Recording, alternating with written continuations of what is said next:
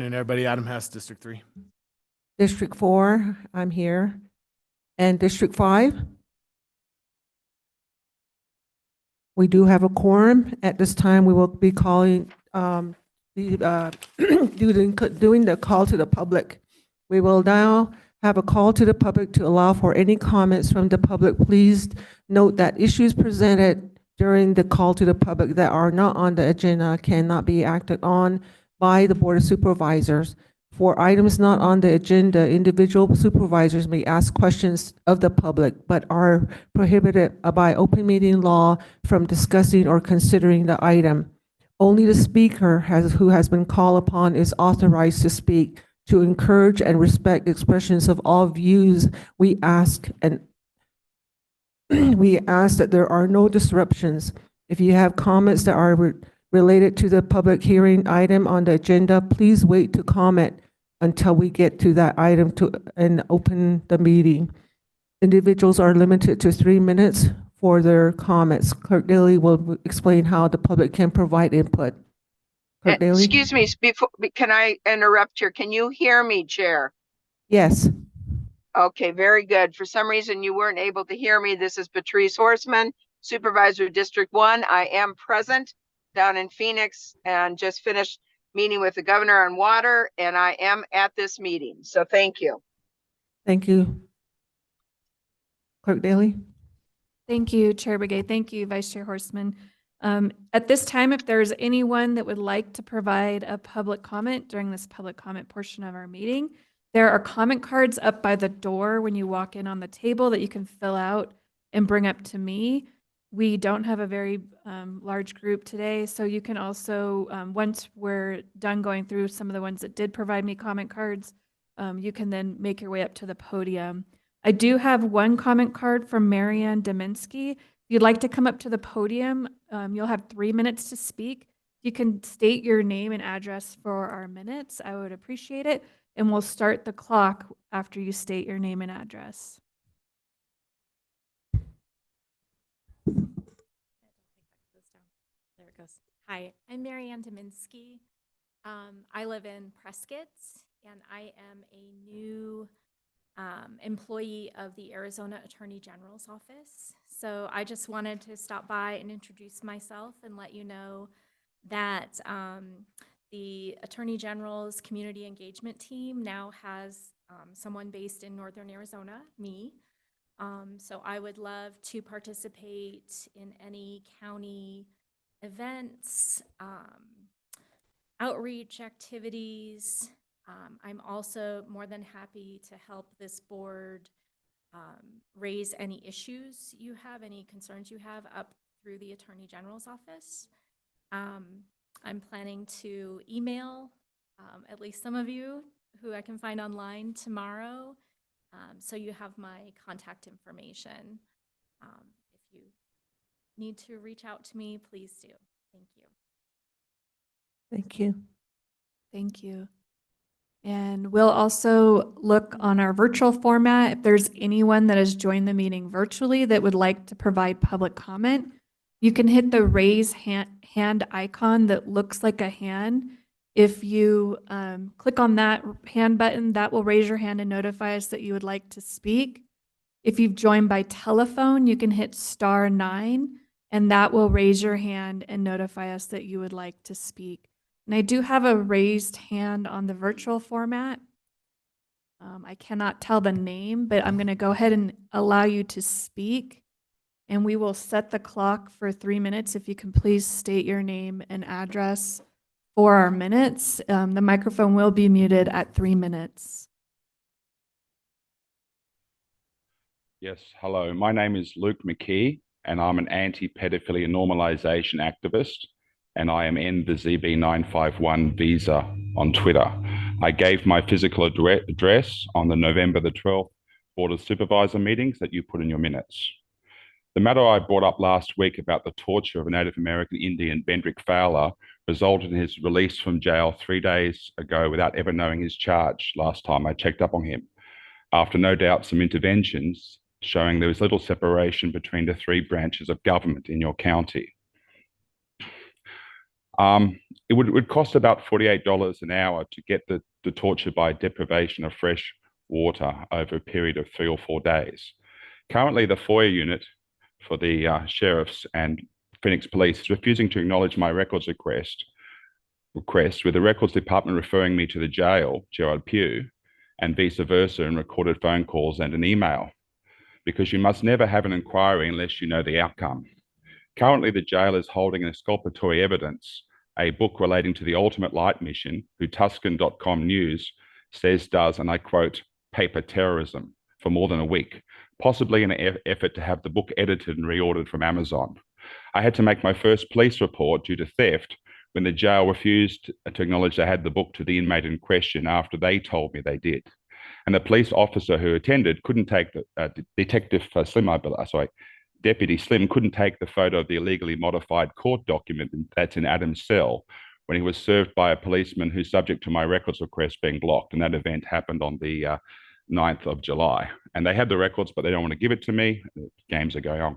Due to reprisals against me and some bad actors in Arizona and Australia, and the USA Embassy failing to respond to me about this, I've decided to hand a dossier today to the Indonesian Embassy in Hanoi about the Democrat Party former ambassador to Vietnam, Ted Osis, who went to Indonesia and was unable to buy a terminally ill baby girl, as explained on his partner's gay blog. You can find if you Google D Jakarta, D Journal Septi, basically implying Indonesia was homophobic for obliging by their own Islamic laws on adoption. Later, never mind though, because Ruth Bader Ginsburg signed the papers for his next 2 kids. And don't get me started on his junk at ASEANPride.com, and of course the details of the child abuse that occurred on Indonesian soil to rig the gay marriage vote down under. But back on topic. Now I'll continue what I was talking about last week. Jennifer Yazzi's relative, Anessa Yazzi, previously and presently a Robin Begay, which may or may not be a relative of the chair. Maybe you can clarify this today because it was brought up in an earlier meeting. Work at Coconino County Victims Witness Services for Northern Arizona, an NGO that runs quasi-legal proceedings accountable to nobody to hand out victims checks for those who get a permission slip. In this case from Sedona Police, who sign inmates into your jail and sheriff's letterhead.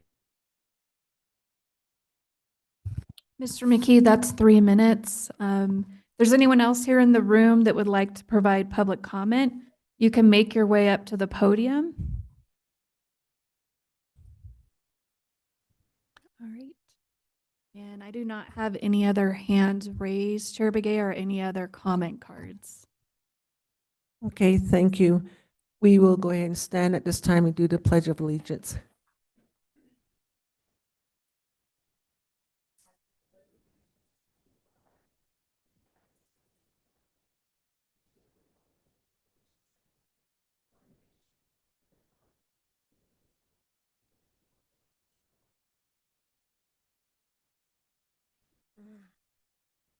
We will go ahead and proceed with the discussion item, presentation and discussion of FY 2025 budget and financial update, and Ms. Siri Malini will do the presentation.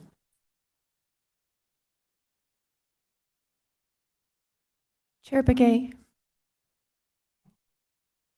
if I may, I'd just like to share some exciting news. Well, Siri's getting all set up, that the county has received the GFOA Distinguished Budget Presentation Award for the county's budget documents.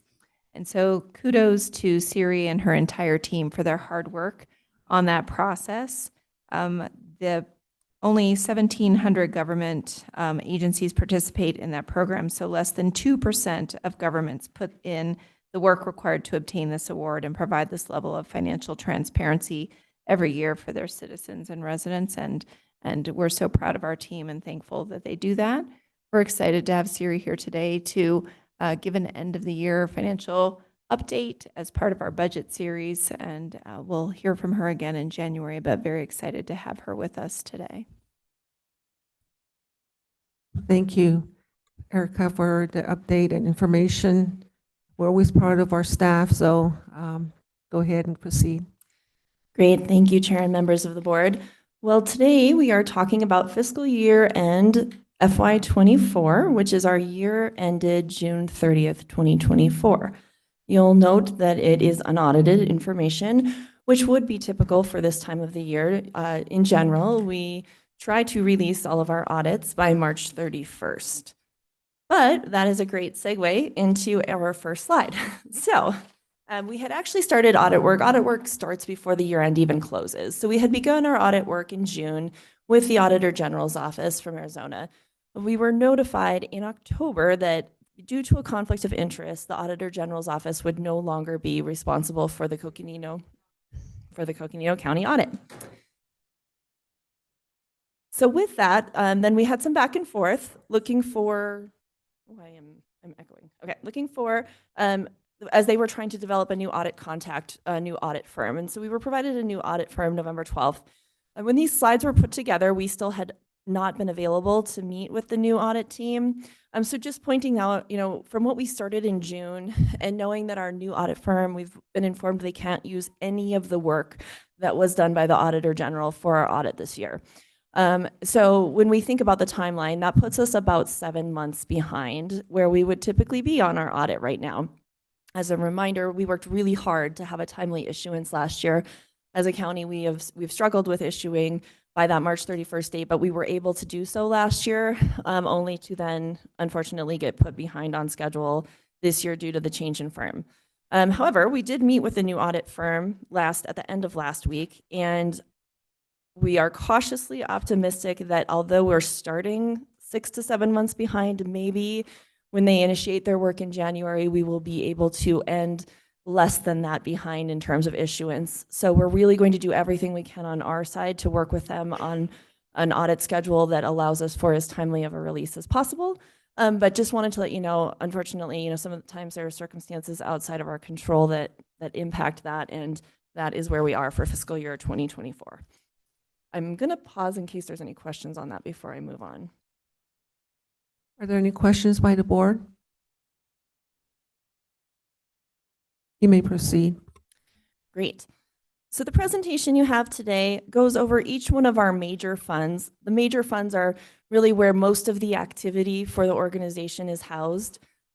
So we're going to start with the general fund, which is our largest fund, and of course is for any government services that aren't legally required to be accounted for in any other fund. Our general fund had 2.4% revenue growth and 6.3% expenditure growth. I will say that this is to be expected. This was in alignment with our budget. We did not exceed our budget in any way. We had planned to expend some of our fund balance that had accumulated over the past few years. So when we look at that, we were looking at a $10 million use of fund balance for fiscal year 2024 in the general fund, which again is in alignment with our budget. We are still in alignment with our required reserves per our reserve policy. But we did have a lot of one-time money that got invested through the budget process, and that's where that $10 million use of fund balance comes into play. For fiscal year 24, it was the final year of Coconino County having some one-time funding as a result of federal pandemic programs, and that did have a flow-through impact on the general fund. So the American Rescue Plan Act and the Local Assistance and Tribal Consistency Fund money did have some elements that benefited the general fund. And so we were able to utilize that and really put that into investment in some of our capital projects and other initiatives at the county. So all in all, a good year for the general fund for fiscal year 24. Our Public Health Services District is comprised of both our operating fund, where the tax is collected, and then all of the other Public Health Services District related grants that fall under the district. So when we first look at the district itself, in terms of the operating, we had 6.3% overall revenue growth and 7.9% expenditure growth. Similarly, this was in alignment with our budget. So just a couple things, though, of note as the health district has been evolving over time. And we have taken out those health mandates. That was one of the pressures that led us to forming the Public Health Services District. Those are back in the general fund as an expenditure limit management strategy. But just being aware that health district does require general fund supplemental funding to remain balanced. And so when we think of our special taxing districts, the general fund is very similar and should be considered very similarly as the general fund due to that supplemental support. And then when we look at our grants in the Public Health Services District, there was a 22% decrease in expenditures in 24 over fiscal year 23. And again, this is to be expected because in 23, if we think back, we were still having a really high spend and a really high allocation of federal resources and state resources related to COVID-19 programs. And so those are now phasing out, and we expect that to continue to decrease as those programs are now ending this fiscal year. For the jail district is primarily funded by the county sales tax, which did have higher than typical growth last year, so 4.6% revenue growth in our jail district, 17.6% expenditure growth, but again, things that were expected. So some of those things are that we had transitioned from a staffing model for jail medical into a contracted service. So 13% increase there compared to what had previously been managed through county staff. And then we had the capital expenditures for the intake area redesign costs. So that was $3 million last year. And that project will be continuing into this year, and there will be more conversations coming for fiscal year 25 related to that capital project. So overall, though, the jail district, due to the strength of the revenues last year, had a $2 million increase in fund balance. So very good year for the jail district as well. For our transportation funds, this is made up of the HERF revenue that we have as a state revenue share, as well as our road maintenance sales tax that is the county sales tax that is collected for transportation and funding. We also receive some vehicle license taxes, and it's all folded into our transportation funds. Transportation funds performed very much as expected. If we think back to the fiscal year 2023 budget discussions for fiscal year 2024, the transportation had presented a pretty aggressive capital plan. For a few years, there had been some holding on some of the capital road improvements that needed to be done just due to other priorities that had arisen due to all of the flooding and different things. And so 2024 was intended to be a year of investment of those road maintenance sales tax dollars that had accumulated and some of the HERF dollars. So they're really excited to present that they had 63% expenditure growth, but it was driven by a capital plan. So it was completely planned, and this really led to us having the capital debt issuance in order for expenditure limit management in order to complete all of these projects. So everything was really done in alignment with their capital plan. It was $12.5 million use of fund balance. So those are all direct investments in county roads. And you can see some of the highlights. This is not by any means a comprehensive project list of what the Public Works Department was able to accomplish last year, but these are some of the larger projects that were invested in during the fiscal year. For the flood control district, the story is also very similar in terms of accomplishing goals that had been set out for the fiscal year 24 budget. There was a 5% increase in our property tax revenue for the district, and there were $42 million of expenditures. So of those, $34.6 million was from federal and state grant funding. So as we think of the flood control district for fiscal year 2024, they really were able to continue on those projects that were necessary for mitigation in the impacted areas from the fires a few years ago. And so they continue to receive and expend their federal and state funding for that purpose.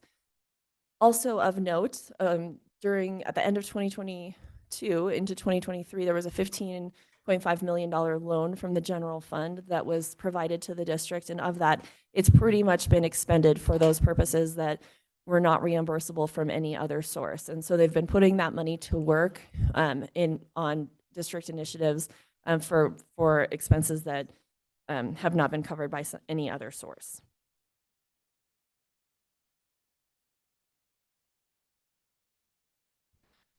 Another big project we had continuing in fiscal year 2024 was our funding through the American Rescue Plan Act, or ARPA money.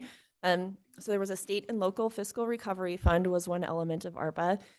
And we received $27.85 million. You probably remember those discussions several years ago when that funding was first received. We had about 3 years to expend those dollars. And that funding ends December 31st, 2024. So I think it's December 10th today. So you can see that we're coming very, very quickly to the close of the allowability for the American Rescue Plan Act funding. And we're happy to announce that through the first quarter of 2025, we had expended $27.56 million of those dollars. And we will be fully expended by the December 31st deadline, meaning we have no dollars to return back to Treasury as a result of this program. So we were able to put almost $28 million of that to use in the community.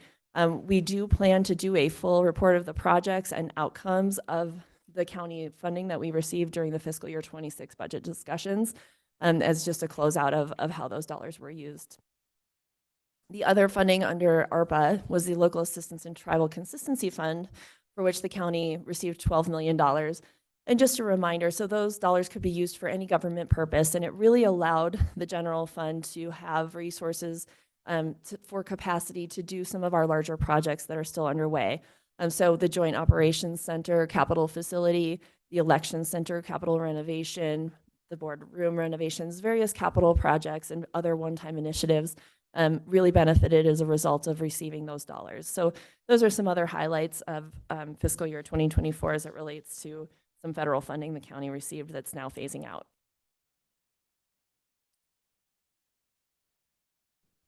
The last thing that was a major fund in fiscal year 2024 was a fund related to our capital debt management. We touched on this a little bit as we were talking about the transportation investments. But just as a reminder, again, for expenditure limit management purposes, we issued $80 million of principal in order to fund our capital plan. Earlier, we came back and said, you know, this plan was really aggressive for $80 million over 2 years. It looks like we're going to be more in the $60 million range. So we returned $18.5 million of principal to avoid paying interest on debt that was not necessary. And of course, with the expenditure limit passing, it's not necessary to continue that into 2026. So there's no reason to use that strategy in the future. So we were able to return that principal and no longer pay any interest on that outstanding debt.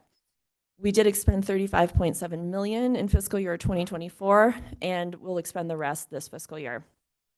As we look at the program itself, thinking back to when we had these discussions in 23 for the fiscal year 24 budget, we had talked about a potential cost for the debt itself as a strategy to being to potentially costing $4 million. That was what we had talked about as a potential high end of this program from having debt and paying debt service interest.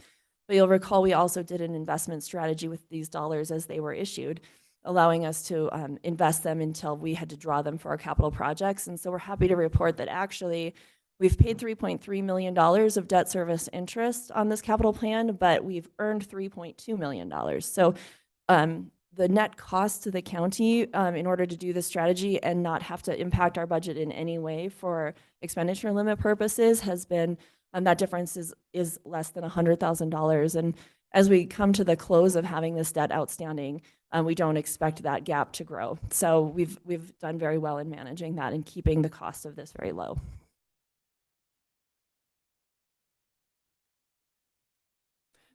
And then the last thing, and this is really an exciting thing that we wanted to share. So we issued as a county, you'll probably remember right before interest rates started climbing, we issued $53 million of debt to participate in the Arizona State Retirement Contribution Prepayment Program. This was a new statutory change that took place for fiscal year 23, where counties and other government entities who are ASRS employers were authorized to deposit funds for investment with the Arizona State Retirement System in order to help fund the system's unfunded liability. So Coconino County has about a $65 million unfunded pension liability in the Arizona State Retirement System. We issued $53 million of debt and invested that with Arizona State Retirement System over a little under 2 years, actually. So our statement, we've received 2 statements. It's been about 20 months in this program. We've to date had $9.5 million of investment earnings on that $53 million. And we've averaged 9.2% annual return on those funds. So compared to our borrowing rate, we've made $4.65 million in excess investment earnings as a result of participating in that program. And so what that means for the county is that it's going to allow us to keep those funds invested, earn a higher rate of return, and then use those funds to pay our mandatory liability to the Arizona State Retirement System. The debt itself matures in fiscal year 43, but we anticipate another 18 or so years where we can use these dollars beyond when the debt service expires to offset our contribution, leading to savings for our taxpayers of $85 million over 40 years. So that's a real number, 85 million over 40 years. It's a pretty impressive number. We're really, really proud of this program. And to date, we are, because of the timing and this board taking action so early on and participating in the program and getting in before interest rates increased, we were the first employer to participate in the program, and we are the only ones who have participated to this magnitude. And so getting in when we did before interest rates made it so that maybe it wasn't, the best timing in terms of the interest costs we were locked into was really beneficial to us. And then having that deposit go in before the ASRS experienced such high investment earnings has also just allowed the county to capture that 4.65 million and have this outlook of the 85 million of savings. So it's been a really, really successful pension management strategy. So as we think of fiscal year 24, it was overall, again, from the unaudited perspective, our financial statements look really strong, both for revenues and locally, and then our federal and our state funding as well. We continue to receive significant dollars from external sources coming into Coconino County. But on the expenditure side, as we know, and we talked about a lot during the budget, inflation is impacting our expenditures. It's impacting our department's budgets. It's impacting our ability to do the same amount of work with limited resources. So inflation is definitely a continued concern on the budget. Where we saw that play out was really our percentage utilization of our budget keeps tightening up. So departments are using more and more of their annual budgets every year as a result of that.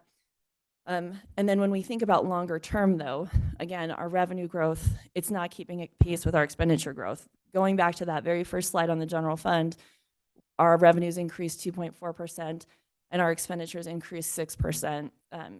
Some of that was one-time increases, but some of it was not. And it's that inflation impact as well as just general costs not keeping up with the revenue growth based on our revenue structure.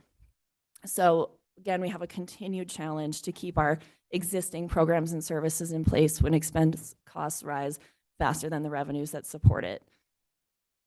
As we look into fiscal year 26 budget, really just to keep things whole, the investment in compensation and CPI is likely to exhaust any revenue growth that we see.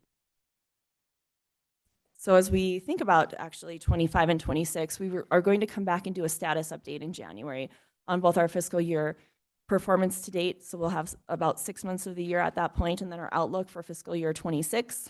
But again, some of what we have recently spoke about are those expenditure cost drivers. Some of the ones that we've seen be much higher than typical revenue growth include energy costs and the costs of our mandates to the state of Arizona, and they are outside of our control. These are things that we have to pay in order to maintain services. Our revenue itself is capped. We've been very fortunate of receiving a lot of state and federal revenue for various reasons, some of it being related to specific projects like we talked about with the flood district, and some of it just being the result of federal pandemic funding that was put out for local governments. Fiscal year 24 was really the last year, somewhat 25 of those dollars being able to impact our budget. So we've been really, really fortunate as a county to have one-time resources available to us to do those major projects and to be able to invest, but we expect that landscape has changed. The state budget still has some challenges, and of course there can be changes anytime there's turnover at the federal level in what the federal funding landscape looks like. So then we just have one quick preview slide as we think about January. So we had the happy message of fiscal year 24, strong revenues, things being in alignment with the budget. As we look to fiscal year 25 and our status update, this chart I think is one, a food for thought kind of chart as we look at what's going on with our revenues. So we have the first quarter of revenues for fiscal year 25, the year that we're in, that started in July, 3 months of sales data, so sales that happened in July, August, and September. And you can see this chart, so just to orient you a little bit to this chart, the solid line, or the red line at the bottom, was our fiscal year 23 actual county sales tax revenue by month. The black dashed line towards the top is the 24 actual. So you can see month over month, generally there's growth in our revenue month over month. as we reached towards the end of the fiscal year last year, those lines started to converge. You can see April and May, we actually had a drop compared to the prior fiscal year. As we look over to the left in those three bubbles, that's our current fiscal year. So when we compare to last fiscal year, you can see that the county sales tax revenue is lower. Okay. So as we think about that, some of that, well, actually, all of this is in alignment with the financial plan we put forth for you for this budget. So it's not a cause for concern itself. It really is more an affirmation that as an organization, we're doing the right things in terms of how we plan for the budget. We do not take a look at, say, that high point of July, how far above we were the prior year's revenue, and say, oh, good, we grew by 10%, so then we're going to grow by another 10% and another 10%, or that this is the point of revenue where we should be at, and we're only going to grow from here. There's a lot of organizations that do that, and then they end up with budget challenges because they've overshot their revenue forecast. As a reminder, what Coconino County does is we look a little bit more over the long term, and we look at what is more of the typical revenue growth that we experience as a county, and we build to that level so that when we have those gaps from what we were expecting on the high side, we have one-time resources to invest, but we're not over counting on revenue growth year over year above what is sustainable in order to continue to fund our operations. So things have cooled off. We expect things to continue to cool as we go into this fiscal year. It's very much related to some of the federal dollars we were talking about impacting our budget, impacting the budget just of the state in total, of Coconino County. We had seen a huge growth in prime contracting that was driving a lot of our sales tax growth. As those dollars again get spent down and are less available, and we do expect our county sales tax to continue to cool, but again, it's very much a part of our budget plan, and just another one of those reasons why budget planning is really important to keeping our budget whole every year and avoiding things like reductions as a result of revenue changes. So that's kind of the preview for January as we see it today, but we're watching this very closely, and we'll have more of an update with additional months of data as we go into January. So that is what I have today for the update. So I'll pause for any questions or additional comments. Go ahead, Andy. Thank you, Chair Begay, members of the board. Thank you, Siri. Well done. And as we near the end of the calendar year, it's now December, hard to believe. Siri had mentioned the changes in the landscapes, both federally and at the state level. And really with our financial planning, the idea or the point is to take what we do know, utilize that in our projections and account for that going forward and attempt to project. So that's the beauty of financial planning. There are a lot of unknowns, and I know this is a tough time of year right now, particularly with the holidays and a lot of family dynamics that we all have, and then really projecting what those unknowns might be, and we just don't know. But what we do know is our revenue history in Coconino County, both with our locally generated sales taxes and then the state shared sales taxes, and those impacts going forward. We do anticipate, and we always need to be prepared for this, state cost shifts. We always anticipate those cost shifts to happen in our criminal justice system, whether it's through the courts or any of those programs that we operate as a political subdivision of the state of Arizona. Health and Human Services as well. So, Siri, just appreciate, we really, and I hate to say we need to be thinking about this over the holidays, but it's really good to have this knowledge as we go into this season, as we prepare to hit the ground running in January. So thank you. Thank you, Andy. Any other comments by the board or any questions? Madam Chair? Supervisor Horstman? Yes, thank you. And Siri, first, congratulations to you and your team on the award. It's always nice to get recognized for doing something correctly. And I want to congratulate you and your staff on that. I do have a question, and then I do have a comment to make. I know you gave us a very brief overview, and I know we're going to get into much greater detail on all of this when we start getting into our budget. But one of the areas in particular that I think is important for all of us is to get more of a breakdown on flood control district. You know, the way it shows is it would be good to know what we've got left in terms of our federal and state grant funding. I know we still have a number of projects, large projects, including government tanks still outstanding, as well as concerns we all have for forest restoration and being a partnership with the national forests to work on forest restoration. So it would be very helpful to have a more complete breakdown. I don't know if you have that for us today, but in the future, I think that'd be very helpful. So I don't know if you have any comment on that, Siri. Otherwise, I'll go on to my second comment. Yes, thank you, Supervisor. And Lucinda is also making her way up to the podium to elaborate on that. We did just meet last week as well to start some of that, putting that together so that we have really great information for you too as we continue for our January update. But I will turn it over to Lucinda for more information. Good, perfect, thank you. Great, thank you, Siri, and thank you for that question. And, you know, right now our projections look pretty good, but, you know, what I have shared every time we've met is that we have a set of costs, ineligible costs that are not eligible for coverage by the grants. And as you can see, we've exhausted the loan. And so now we do have 2 accounts within flood control that we're accessing. I think that's going to cover quite a bit of that, if not all of it.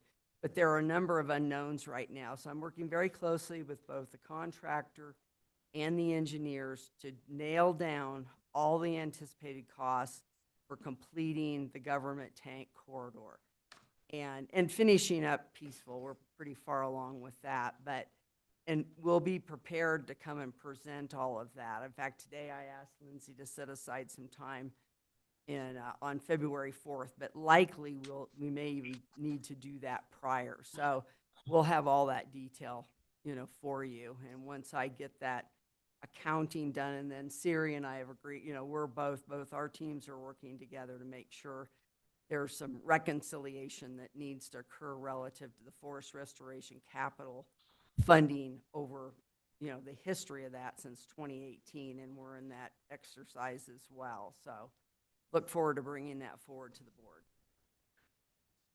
Thank you very much. I didn't mean to have you hobble up there on this, but thank you. And we look forward to getting the breakdown. I know it's very important for us to move forward and completing these important projects for our communities. And just a second was a comment I was going to make, and I know it's something that other board members have also echoed at various times. And that is that we're going into 2026, I guess, 2025 in a 2025 is going to be a very different year for us. And as we plan for our budgets moving forward, a lot of the federal grants that we have, that you've done a very good job of outlining, that we've been able to bring home for Coconino County, that have really helped with so many projects, capital projects, as well as just services, community services that were so needed in our community. And it's very likely we are not going to see this type of money coming into local government and in the future. And so we're going to have to kind of ferret our way through on, you know, where are some of those losses and where are some of those needs, and how can we cover, you know, some of these needed services as we move forward. So I think we're going to be looking at a very different budget experience this next year. So thank you, Siri. Thank you, Patrice. Supervisor Fowler? Yeah, you know, it is concerning with the expenditure growth outgrowing revenue. And, you know, just have to wonder if we started new programs with these federal dollars, and we thought we had come up with a way to sustain them. And with the expenditure growth, you know, grow as it increases. I'm just wondering if we are going to be able to maintain and roll out the program that we thought was going to be able to we'll be able to afford moving forward. So I would like to hear more about that. You know, we have our division in the courts and also in the health department. I'm not sure what other small programs that have been started, and we just need to make sure that those are looking out, the outlook to be sure that we're staying on top of that. I'm sure it will happen. But also in all the staff that we may end up losing, it's really hard, difficult to let go of people, but how do we reorganize so that we can, we're able to provide the quality service that we want to provide with the staff now being temporary staff that were hired, or maybe some of them were become permanent staff, to make sure that we are sustaining those programs. So, thank you. Thank you, Supervisor Fowler, and I'm sure others will want to join in on this. I think one of the successes, as you mentioned, those limited term staff that were associated with some of our limited term funding. One of those successes I would point out is the Clerk of Superior Court is one area where they've been very successful in taking the additional positions. They were given as part of the court backlog project, that division, and finding ways to seamlessly transition them into regular full-time position openings. But of course, as an organization, typically when we've received funding and hired staff that is funding contingent, those positions do come and go as a result. They ebb and flow, and it happens with the ARPA money. It happens with other programs as well, where we've had positions come on and positions end because they're on that limited term basis. And so as we look at ARPA, for example, most of our programs will have a hard stop on December 31st. That was the expectation when we created those programs. We had some expansion of programs that were intended to be, to assist with what was happening in the community as a result of the pandemic, and that's what those dollars were directed towards. And then, as you mentioned, the Division 7, that is one where the board made the choice to continue the division through this fiscal year. It was a one-time renewal, so we will have further discussion again on any continuation there during the fiscal year 2026 budget process, but that is one that will not be ending December 31st. It will continue on into January and February and have time for additional discussions there in terms of that. But as far as all of the other programs specifically tied to the ARPA money, anyway, those programs will be ending, and departments have definitely been in contact about that with their staff and how they were hired. But they have also been looking at ways to do something very similar, as noted, like in the clerk's office, to finding openings where it makes sense for those positions. So I think they're working, with every department. The Human Resources Department is working really hard with every department as well on what that looks like for the departments. I apologize, I was a bit late. Thought we are going to start at 1:30. So I have to apologize to everyone. We don't know what we're walking into in this new year. We've been very reliant on grants. Now, we don't know if those grants are still going to be there, and how that climate is going to change. We got to anticipate and run scenarios with fewer grants, or and that if there are fewer grants, then they become more competitive. So those are just, I'm just thinking about how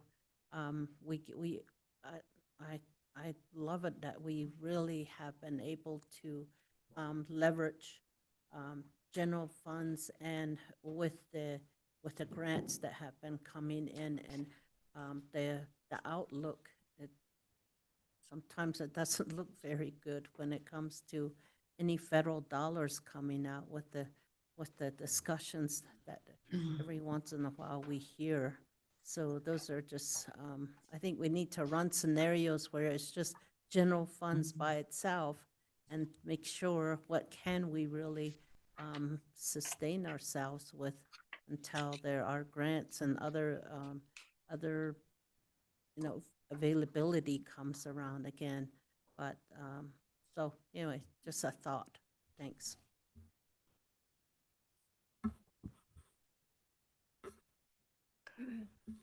Supervisor Vasquez? Yeah, thank you for the presentation. The only thing for me that was a little difficult to keep track of are there weren't actual numbers, just percentages. And I understand because we're not getting into the full budget, but that would have been helpful because I lost track a couple times with just the percentages. But other than that, good job and congratulations to your team. I'm really pleased that you received that award, and it shows the due diligence that's been done over the last couple of years to kind of get things in order.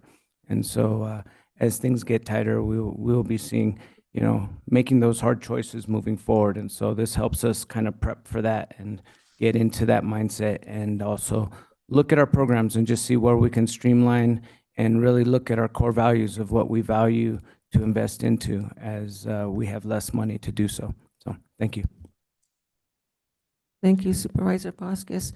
I agree with both of my colleagues that are the three that made comments so far. I think, you know, funding is something that we've been talking about all along, and we knew things were going to be changing here shortly as through the election process and things like that. So, but I just want to see maybe a sustainability plan of some type, you know, for the ones that have been, if we've been talking about as far as grant fundings, and then that way, you know, will really help us to make some decisions to see how we can grandfather some of them, or if we have to reshuffle or redo a certain way we're doing, you know, using the programs. And then, of course, you know, we have staff in there that, you know, we really need to think about too. And I'm really glad that you guys are a step ahead in trying to work with our own personnel, you know, to see, you know, what can be done for them too, because there are resources and they're here, they're helping, you know, and we need to take care of them also. So thank you. Supervisor Hess? Yes, Siri, thank you for breaking all this down over the year and the last budget season. I say that as I leave the position. I just want to tell you, from my point of view, your ability to track all this and break it down so we can understand it and everybody else can understand it is huge and so impressive, and very, very thankful that you're in the position to do that. And the proof is in your ward. I mean, I can see in your face, you're like, oh, I'm just doing the job. But trust me, what you're doing is so important and so much more complex than you make it look. You make it look easy, and I really appreciate that. So continue to do that. And the county really owes you a great, you know, debt of gratitude, because the way you do this is impressive. And I've always said that to you. Hopefully you understand that, and thank you. I really do appreciate it. Keep it up.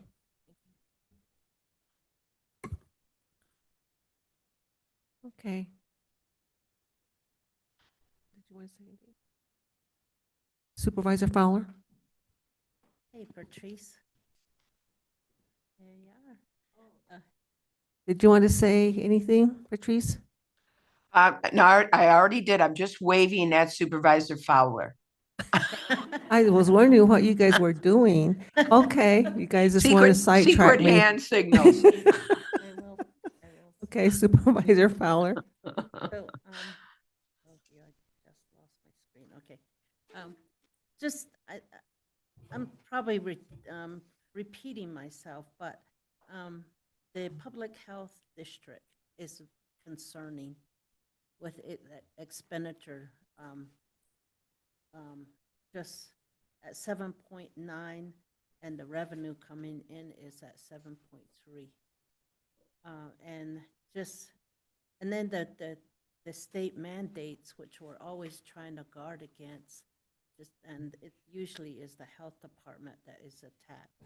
So it's just really trying to see how, and then how do should we be concerned about the health district and it's being able to sustain itself, and just the grants alone is 22% decrease. It's already happening. So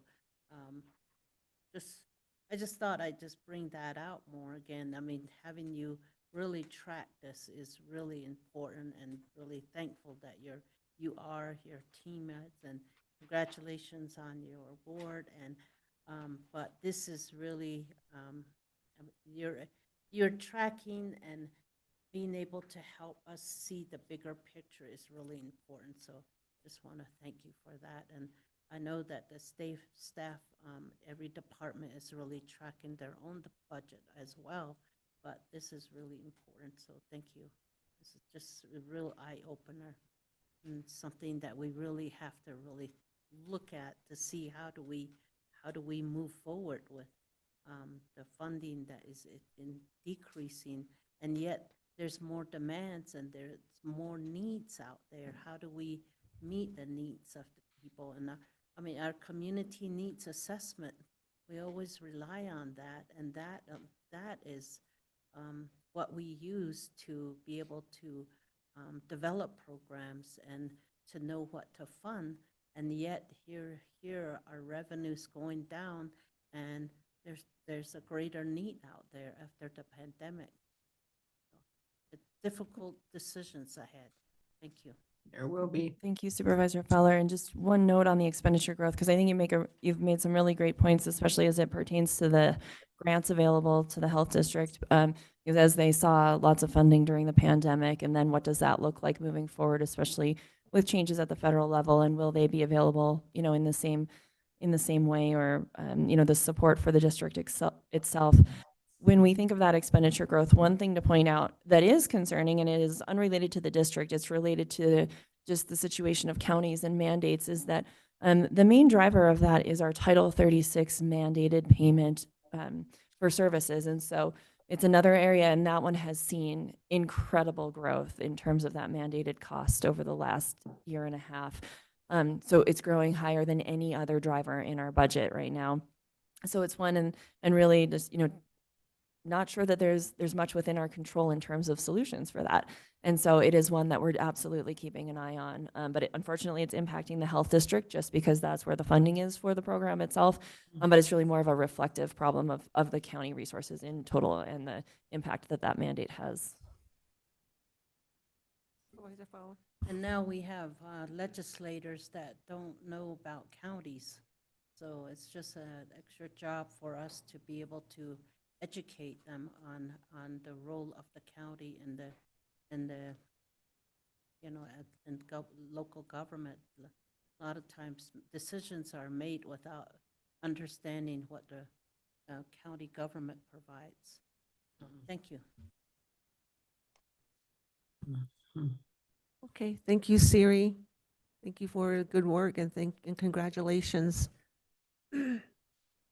Okay, that was a discussion item. Now we are down to the consent agenda. All the matters under consent agenda are considered to be routine and will be enacted by a single motion. Are there any items that board members wish to consider separately? Madam Chair? Supervisor Horstman? Yes, if I may, I would like 10, 11, and 12 separated for discussion. They can be discussed together. I think they're all related. And also item number 18. Any other items? Actually has mine too. Okay. So far we have item number 10, 11, 12, and 18 that we're separating from the consent agenda. Is there a motion this time? So moved. Okay, motion's been made. Second. Second by Supervisor Vasquez, second by Supervisor Hess. All in favor, say aye. Aye. Aye. Oppose, motion carries. Now we go to item number 10. Supervisor Horstman? Yes, and I think that when we have good news to report, we should report that news. And I think 10, 11, and 12 is an example of that. And I'm really looking forward to the update we're going to get from our emergency management director. Hopefully he's there and can address these. And I think this is good news that our community needs to be made aware of. So thank you, Chair. Thank you. Go ahead. Good afternoon, Chair, Vice Chair, board members. Thank you. Yes, it's all good news. Sarah rattled off a lot of numbers. I wouldn't pretend to try to do that, so I will keep mine much smaller, but it is definitely good news. Item number 10 refers to our second congressional grant award. We were pleasantly surprised by that, quite frankly. That is, I'm sorry? Yes, ma'am, definitely. The second award, also from Congress, through FEMA, is geared and aimed at our Emergency Operations Center development. That grant has been funding emergency operations centers around the nation. My last count, I think there's about 33 facilities across the country that particular carve-out of congressional funding is supporting. Our second award was a total of $849,000. Of that, that's $637,000 from the federal government and the balance from you and the general fund. That entire award has been carved and allocated toward the new Emergency Operations Center, Joint Operations Center with Flood Control District. We're pretty excited. That is in the early development stages with facilities, and we're making pretty good progress on that. Finance has worked very closely with facilities, who is managing the overall project. It is a capital project out of facilities. And I can tell you that Flood Control District staff, emergency management staff, and facility staff have worked together on how we're going to manage the multiple pots of money that are going into that project. It's going to be a little complicated. FEMA does not make the reporting piece for the federal grant easy. They complicate it tremendously, so it's very important how we manage and how we word and how we track the invoices coming in from the contractors once the work actually starts. So they've already got that ironed out. I feel very confident that we're in good shape with that. It's not easy, but I think we're in good shape. EOC 1, the first congressional grant that we received last year, is also contributing about $140,000 directly to the building of this new facility. Specifically, that grant is going to pay for the emergency generator and a few other small pieces, but the large piece is the emergency generator for the facility. And then we've had, I think, 3, maybe 4 meetings now with facilities on the early design of the building, making very good progress on that. I believe sometime here, I think it's next week, we're supposed to see the first kind of official rendering of what that building is going to look like.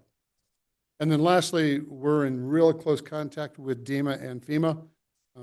As I mentioned earlier, FEMA does not make this process easy, and they do not make construction projects easy. So there's a lot of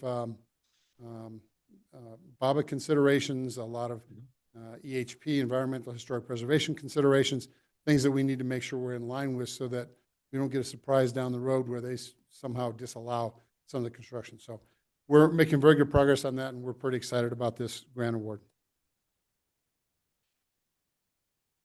Are you done with that one? Number Yes, 10? ma'am. Okay. Are there any questions, comments on this number 10?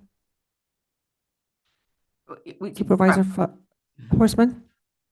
Well, I mean, I guess you could do them all. They're all very similar, so you may want to just go through them all and then we can address them at the end.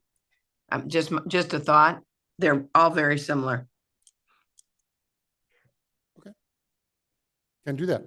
Item number 11, that's what we affectionately refer to as BRIC. That's Building Resilient Infrastructure and Communities. This grant was, I will say, if we're going to apply for an easy grant, this would be the one. The BRIC program really has some specific carve-outs, and one of them in our particular case is hazard mitigation planning. The award from the feds was for $75,000 with, again, a county match of $25,000 for $100,000 total. We will be going out to procurement in early January to bring a contractor on to help us update our county multi-jurisdictional hazard mitigation plan. The hazard mitigation plan is the only plan that FEMA formally reviews and approves. Until they review it and approve it, it is not considered a valid plan, and that has direct impact on the mitigation funds that we can bring into the county through any county organizations, through flood control, through the city, anybody who wants to apply for mitigation funding, that plan is required. The plan build is very difficult. Again, FEMA has made it pretty complicated, frankly. We have to track every public meeting. who attends every public meeting. We have to track all the data. We have to track a tremendous amount of public input. It is a very large effort to manage, and very few jurisdictions do that themselves anymore. It really is a contracted process. Generally takes about a year. Our current plan expires in 2026, so we're exactly on track as to where we're supposed to be to get the process started. But it is an engaged process, and this funding will help us achieve that through a contractor. I think it's going to be a pretty easy uplift. We did a very large review of our hazard mitigation plan in 2021. That's the current plan we have in place. They last for 5 years. So I don't anticipate a great deal of struggle with this plan, but it is a lot of work. So we're pretty excited about that grant award as well. That's it, ma'am. Any comments by the board? Questions? I will make a comment. Supervisor Horstman? Yeah, and I was going to make a comment about all three of them. Would you rather us do them individually, Chair? No, we can do it at the end. Oh, okay. Okay. So lastly, item number 12, that is our EMPG award, Emergency Management Performance Grant Award. That is our daily operations, if you will. That is funds just about 50% of our daily operations. It is a grant through FEMA, again, managed through FEMA. The county matches 50% out of general fund. The struggle with this particular grant is it's highly restricted in what we can use it for. At this point, with some of the recent cuts over the last couple of years, we're down to kind of the bare bones. It is personnel, salaries, kind of those big meat and potato items, and then a few peripheral items. Like all of our federal grants, it is very stringent, requires quarterly reporting. It is very detailed what they require in terms of the reporting. I would throw a shout out right now to Nicole in the back of the room, finance. We are in very good standing. Out of 15 counties in the state, there are 4 counties that are in full compliance, and we are one of them. That is no small feat. So I really appreciate the work that our finance team and Nicole does to keep us up to date with all of our grant programs. The total award that we are currently working, or that we're working on, is about $381,000, almost $382,000 from the feds. And the 50% match will come from you and the general fund for a total of about $785,000 and some change. That really is our operating budget in emergency management for the entire department. We do receive currently, I believe this last year was about $22,000 in general fund. The nice thing about that is that $22,000 we can spend as we see fit. It is not mandated by FEMA. So our overall budget comes in at around $800,000 for the entire department, which is, to Siri's point earlier, we have to manage that pretty well to make sure we make it. The only other funding we receive, in addition to the EMPG award here, is about $57,000 from Homeland Security for training and exercise. We don't receive those funds. They're managed by DEMA at the state level, but we share those with Navajo County and Apache County for training and exercise work. So that is really, EMPG is our operating budget with that small extra carve out from the feds. And that's all I have, Madam Chair. Okay, thank you. Supervisor Horstman? Yes, thank you. Thank you, Chair, and thank you, Wes. And this is an example of what we were talking about just a few minutes ago when we were talking about the budget. First and foremost, a huge shout out and thanks to the advocacy and the diligence of our employees in emergency management, and especially to our emergency management director. I know he is leaving us, and I just want to point out that this 10, 11, and 12 is an example of the type of advocacy, the type of oversight, and what he has brought to emergency management, and quite frankly, to all of us here in Coconino County. And a big thank you to you, Wes, and your team. And you know, we all work hard working with our districts and working with the county to help build resilient communities. Part of having resilient communities is having that necessary emergency management response. And what we have seen and what I have seen the 4 years that I have been on as supervisor is the continuing raising the bar within emergency management to increase our abilities for health and protection of our communities. And I think all of these grants are going to add to that. The emergency center operations, I'm really excited about the new facility and getting it all together in one place, because obviously that increases our communication, it reduces our response time, and obviously it increases the safety and health of our community. So kudos to you, Wes, and your team. And I know you're excited about seeing this to completion as well. And you've had a huge part in making this happen. And I want to thank you personally and thank you for Coconino County for the great work you've done. Really appreciate it. Thank you, ma'am. I appreciate the kind words. I think it's going to be a great addition to the county. I hope to be invited back for the ribbon cutting. I'd like to be there for that. And I will tell you that the phrase we use in our department is, if you can touch the bar is too low.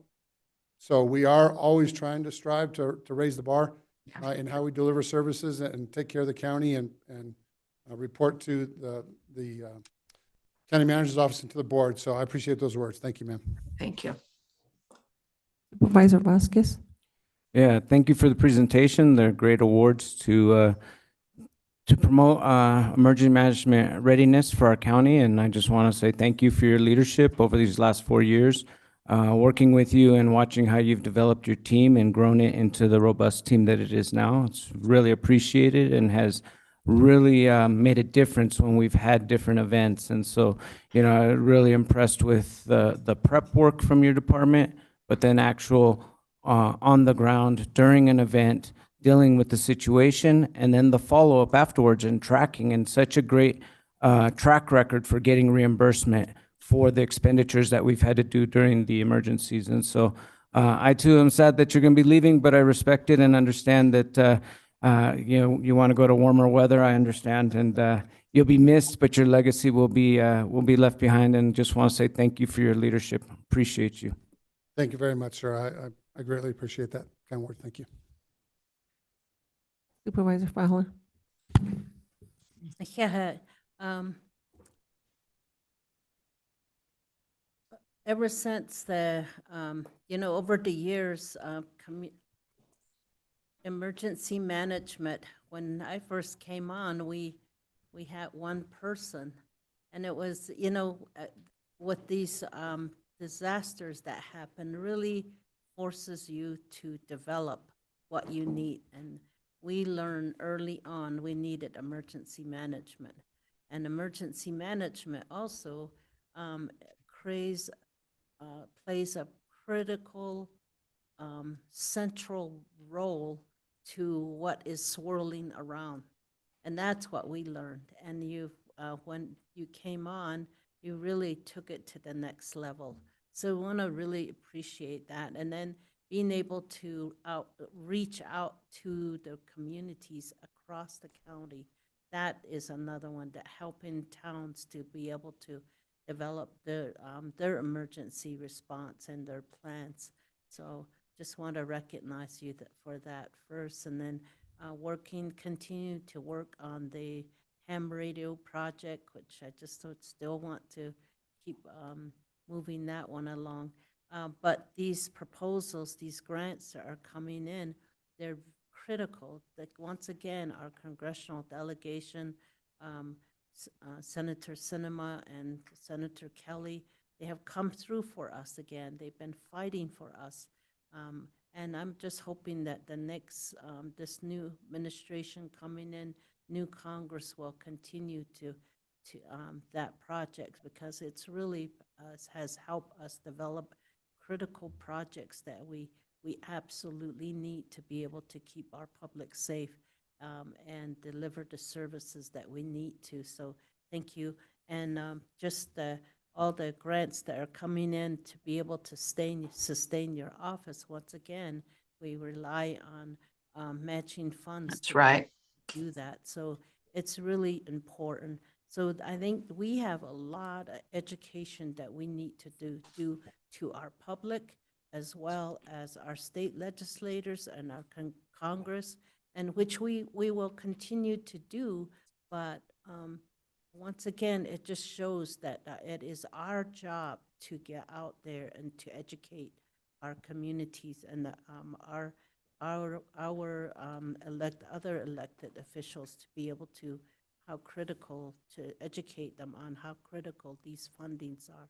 So, and we can't do it alone.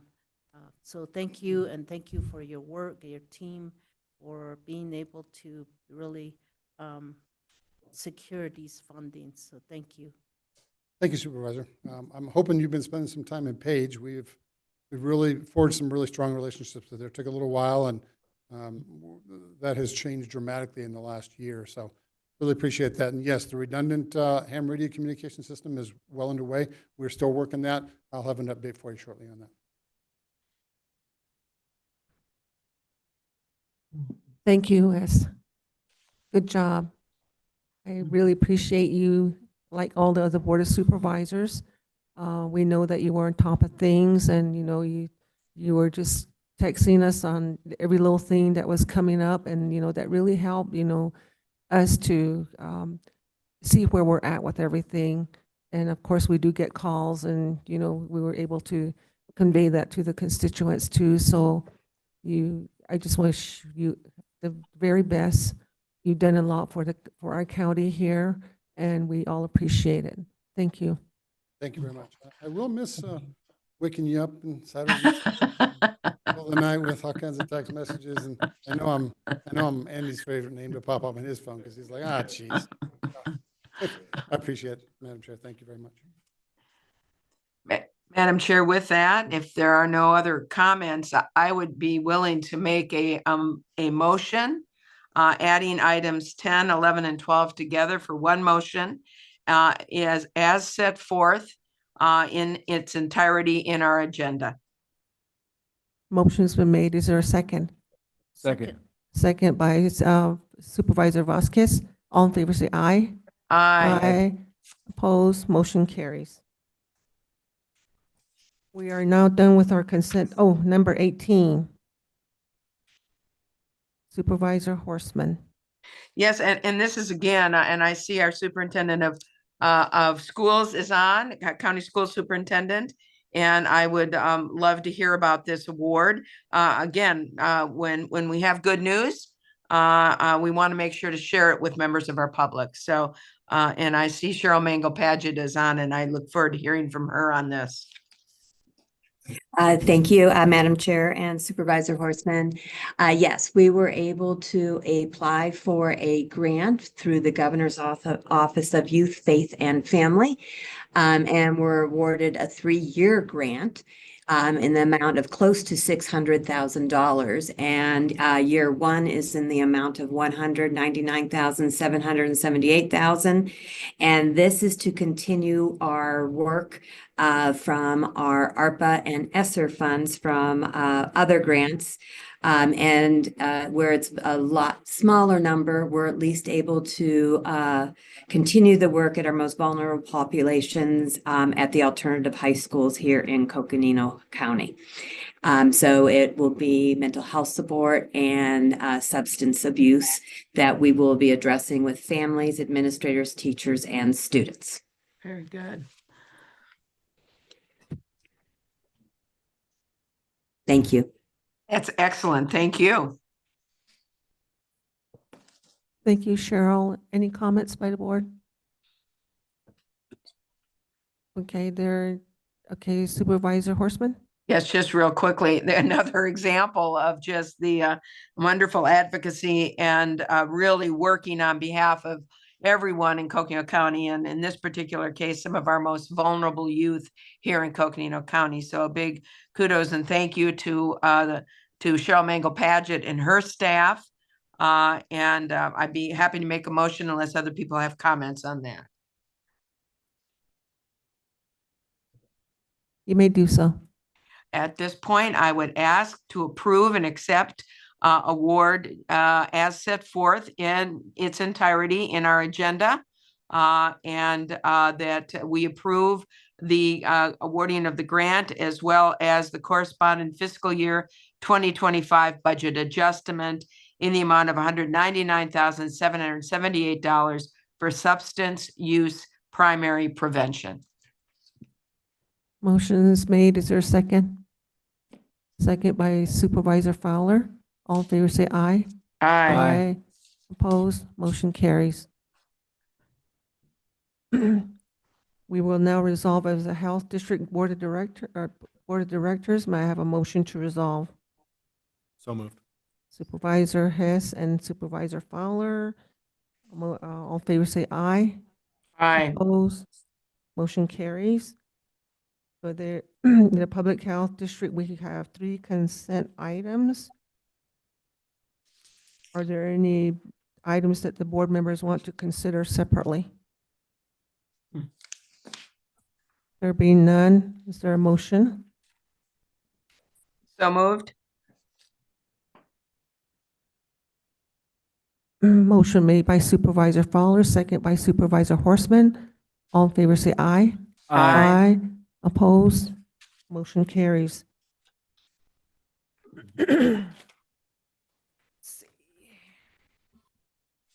We are now going to go resolve back as a Board of Supervisors. Is there a motion? So moved. Motion made by Director Vasquez, second by Director Fowler. All in favor say aye. Aye. Opposed? Motion passes. We will now resolve as Jail District Board of Directors. May I have a motion to resolve as such? So moved. Okay, motion made by Supervisor Fowler, second by Supervisor Hess. All in favor say aye. Aye. Aye. Opposed? Motion carries. Okay, now we have a motion to approve the Jail District Consent Agenda item. Item number 22. I would move that we approve the consent agenda as set forth on our agenda. The Second. motion be made by Supervisor Horseman. Second. Oh, second by Director Hess. All in favor say aye. Aye. Opposed? Motion carries. Okay. Now we have the an action item here, item number 23, considering possible action to designate Supervisor Patrice Horseman, District 1, as a 2025 Coconino County Representative to the County Supervisors Association the Legislative Policy Committee, and Supervisor Lena Fowler, District 5, as an alternate. Sorry, Chair, we need to resolve back as the Board of Supervisors from the jail Oh. district. So moved. Okay, motion made, second, all in favor say aye. Aye. Okay, okay. Thank you, Chair Begay, members of the board. Item number 23 as outlined is to appoint the Coconino County Representative to the County Supervisors Association for a Legislative Policy Committee. Keith Breckus is on the line, our Government Affairs Director. Keith has been double, triple booked today, but in communicating with Keith today, he is online to present this item, I believe. Keith, are you with us? Yes, I am. Hi, Keith. So take it away, Keith. Okay, hold on. Let me see if you could see. Can you guys see me okay? Sort of. You're a bit in the shadows, but that's okay. We know you're there, and we know there you are. Okay, great. So Keith Sorry about that. Keith has a full so- schedule of meetings in Phoenix today, tomorrow, and the day after. So thank you. Yeah, yep. So it's a busy day. Sorry about double booking. But anyways, so this agenda item is to identify the Legislative Policy Committee reps for CSA for the 2025 session. The LPC, as it's abbreviated, meets each Friday, the next legislative session. They'll meet at 8:30. Last year, I think it might have been 9 o'clock, but they'll meet at 8:30 every Friday, except for the third Fridays of the month, usually because that coincides with the CSA meeting down in Phoenix. And then The main purpose of the committee, and each county has a member, and many counties have an alternate. The member and the alternate deal with the legislative agenda and try to track what the state legislature is doing and recommend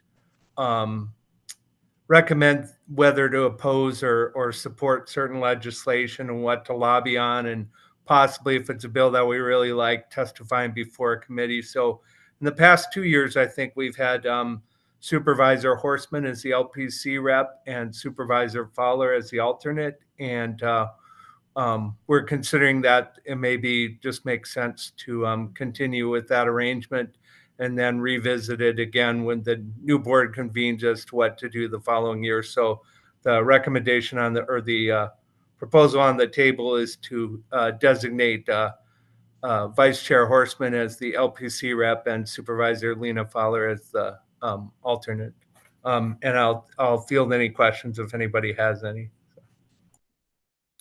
Are there any questions from the board? There being none, is there a motion? So moved. A motion made by Supervisor Hess. A second? All- Second. Supervisor Vasquez. All in favor, say aye. Aye. Aye. Aye. Opposed? Motion carries. At this time, we will be going into executive session, and we will be back after our executive session is concluded. Thank you. We need a motion. Yeah. Go into executive session. So moved. Motion made by Supervisor Vasquez. Is there a second? Second by Supervisor Fowler. All in favor, say aye. Aye. Opposed? Motion carries. We are now going to go into executive session. Thank you.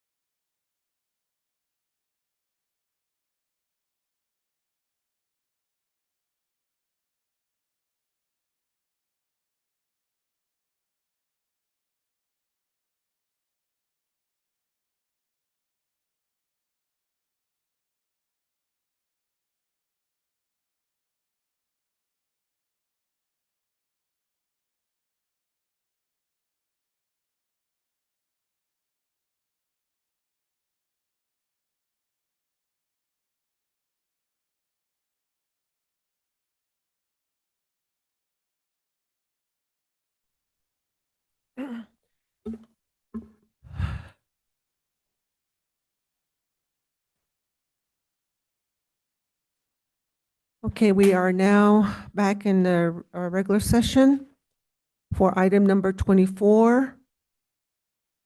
At this time,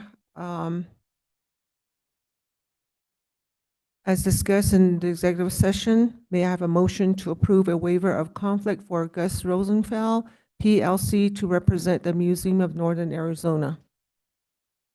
So moved. Motion made by Supervisor Hess. Is there a second? Second. Second by Supervisor Vasquez. All in favor say aye. Aye. Opposed?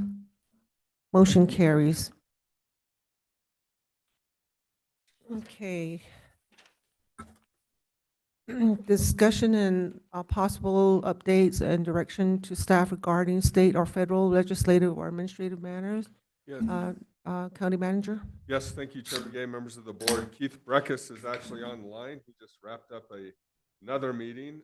There is an upcoming meeting with the State Director of Insurance. That's been a big issue for many of us, many of our counties throughout the West in terms of insurability of our homeowners. And so Keith is helping navigate that process. And so I will turn it to Keith for a brief update on federal and state legislative matters. He is concluding these meetings like a flash. He is flashing. Look at that light behind him. It's the flash. It's a Yeah, look at that light. Yes. It's a portal. So, anyways, good afternoon again, Chair Begay and board.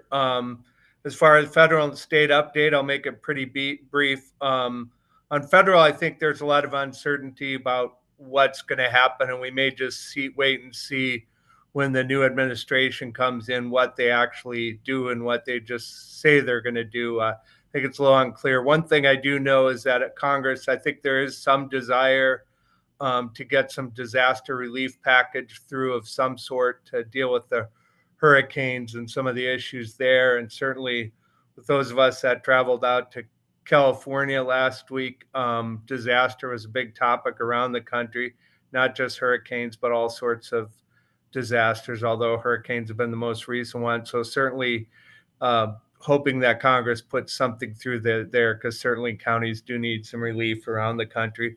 On the state issue, we've been in active Supervisor Horseman today was in a rural ground meeting with the governor. She may talk about that more during roundtable, but certainly we're very impressed. The governor's staff gave between an hour and a half and 2 hours of their time to our county and some of the other counties there that were there to speak. So that's very generous with time this close to a legislative session or any time. And the governor was there for a good part of that meeting.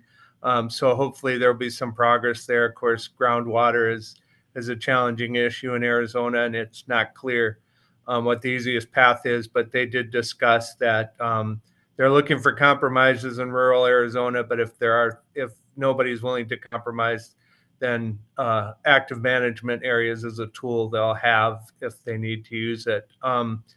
Chair Begay will be meeting with some of our legislative reps tomorrow. We have meetings set up with Reps Blackman, Marshall, and Peshlikai. And we will talk about some of our key issues, things like trying to get DFFM funding in the budget or restored, and SMART grant funding, and then just probably highlight some of our transportation projects, and then some of the work we're doing with rural broadband with BEAD, what the county is looking for, which would be more of an update, and then also brief some of the lawmakers on the insurance reform issue. And other than that, I think I'll keep it brief because I know there's other things on the agenda, but I'm happy to answer any questions if people have them.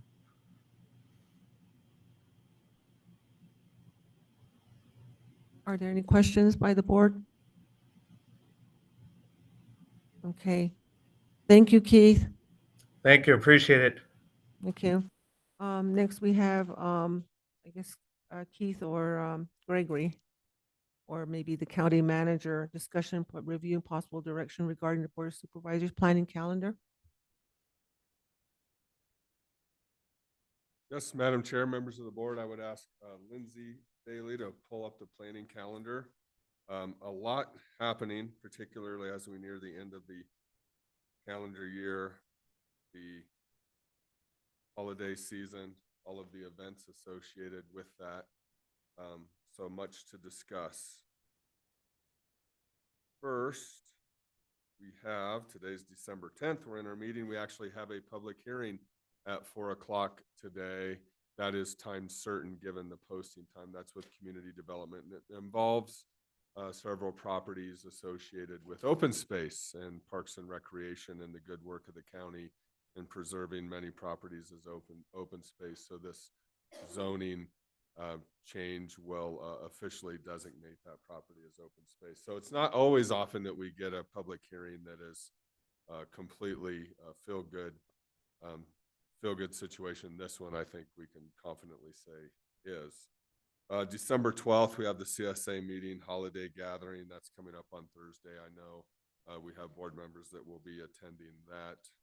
Patrice is down now. We also have on December 12th, the Tucson holiday lighting event. So that will be happening in Tucson. They'll be showing their lights for the holiday season. And if I remember correctly, there's also an event in Page hosted by the Chamber of Commerce for a holiday mixer that some of us will be attending. Judge Nichols has her retirement party on Friday. That is, if I remember correctly, around the noon hour. So there's a quorum posting for that for those that would like to go. I plan personally to attend that. And then on December 14th, much happening.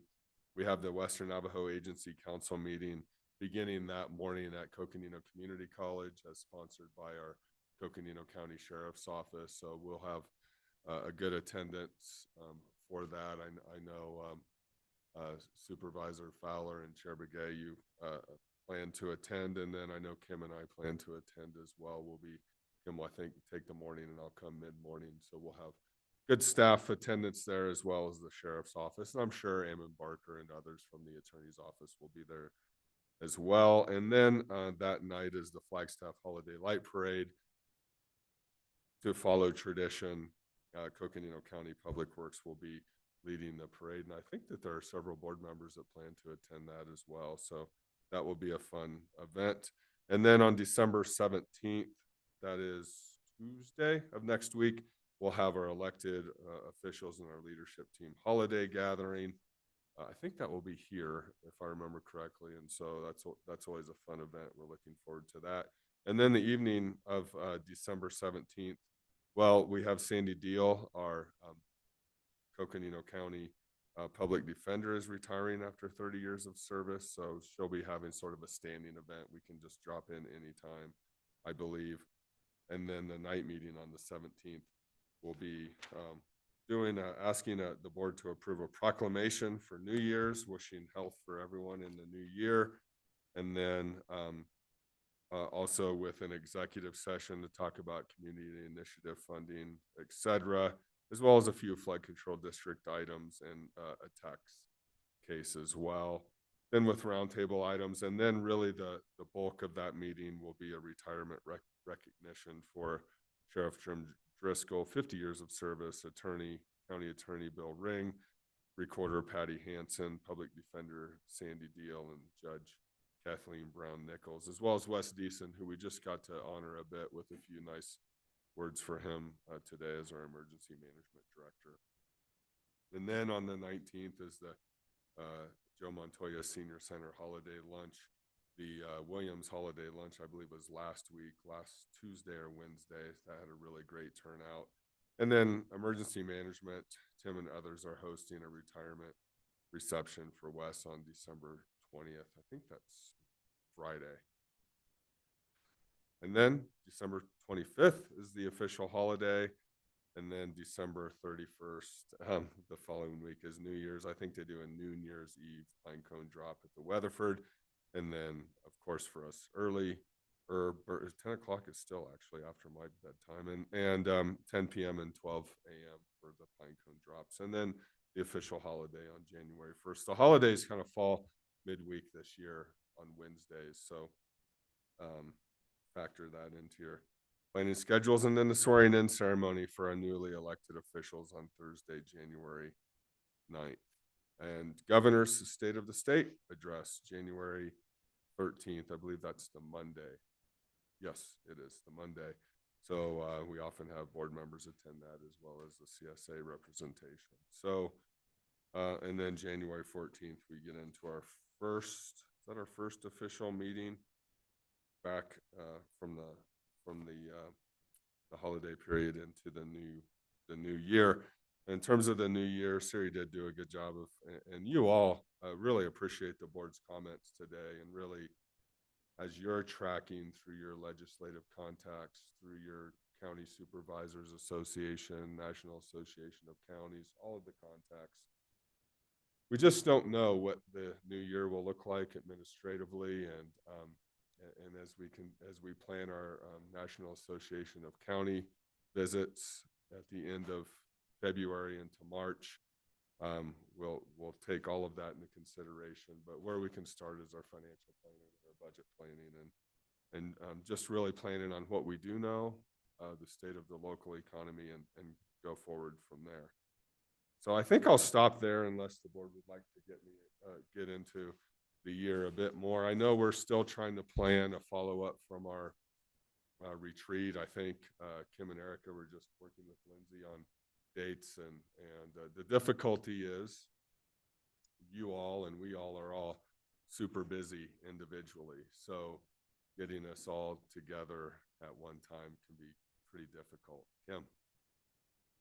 I was going to say, if you want to mention the date so that you all, while you're sitting here as well, so We're is looking at the 29th of January. January 29th, which is a Wednesday. So check your calendars for that. Anyway, we'll keep throwing dates out and hoping that something will land. January 29th, Wednesday. Retreat follow-up. I think, yeah. Yeah. We'll keep looking and working. It's really important that we get together. We can't, it's so easy just to put it off. It really is. And we just know that we shouldn't. Does the 29th work? It does not work for Supervisor Fowler. She will be out of town. So we'll keep working on dates.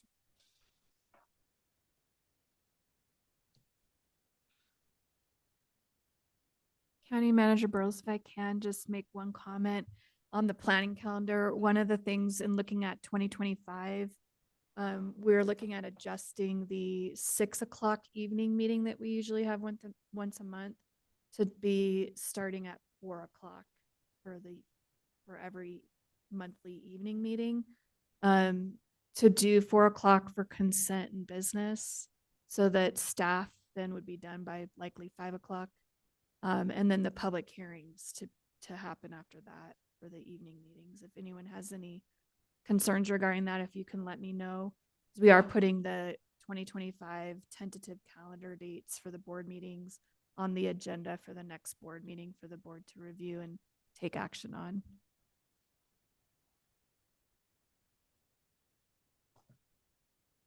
Thanks, Lindsay.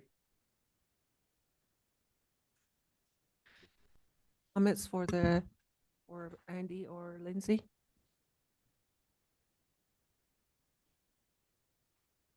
What else should we talk about, Clerk Daly? Anything else to discuss? Yeah. Again, I think, and I kind of said this as part of the financial planning discussion, but we're really, with the holiday season, changes, transitions, we just know it's such a great time of year. The holiday decorations you'll probably see are out in the office, but we also know that it can be a difficult time of year. And so we're just really working to have compassion for one another, and it's just being aware and cognizant of that. Okay, thank you.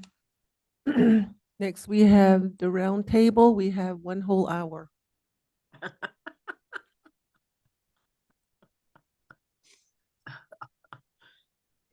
Okay, District 1 may be the one to give the report for all of us. Go ahead, Patrice. Well, I tell you what, I'll do it at the end. Let's go at everybody else first for a change. How's that? The floor is yours. Really? All right, I'll do it. Just give some of the highlights. you heard a little bit about today. We did have a meeting with the governor and the 4 rural counties here in the northern part of Arizona to talk about rural groundwater management. And as we know, Governor Hobbs has truly taken a stand on the need for groundwater management and, quite frankly, water management in the state of Arizona, really since her election. And she and her staff did meet with a number of the mayors and other supervisors from these 4 counties to basically talk about 2025 is going to be the year that we are going to get some real groundwater management through the state legislature.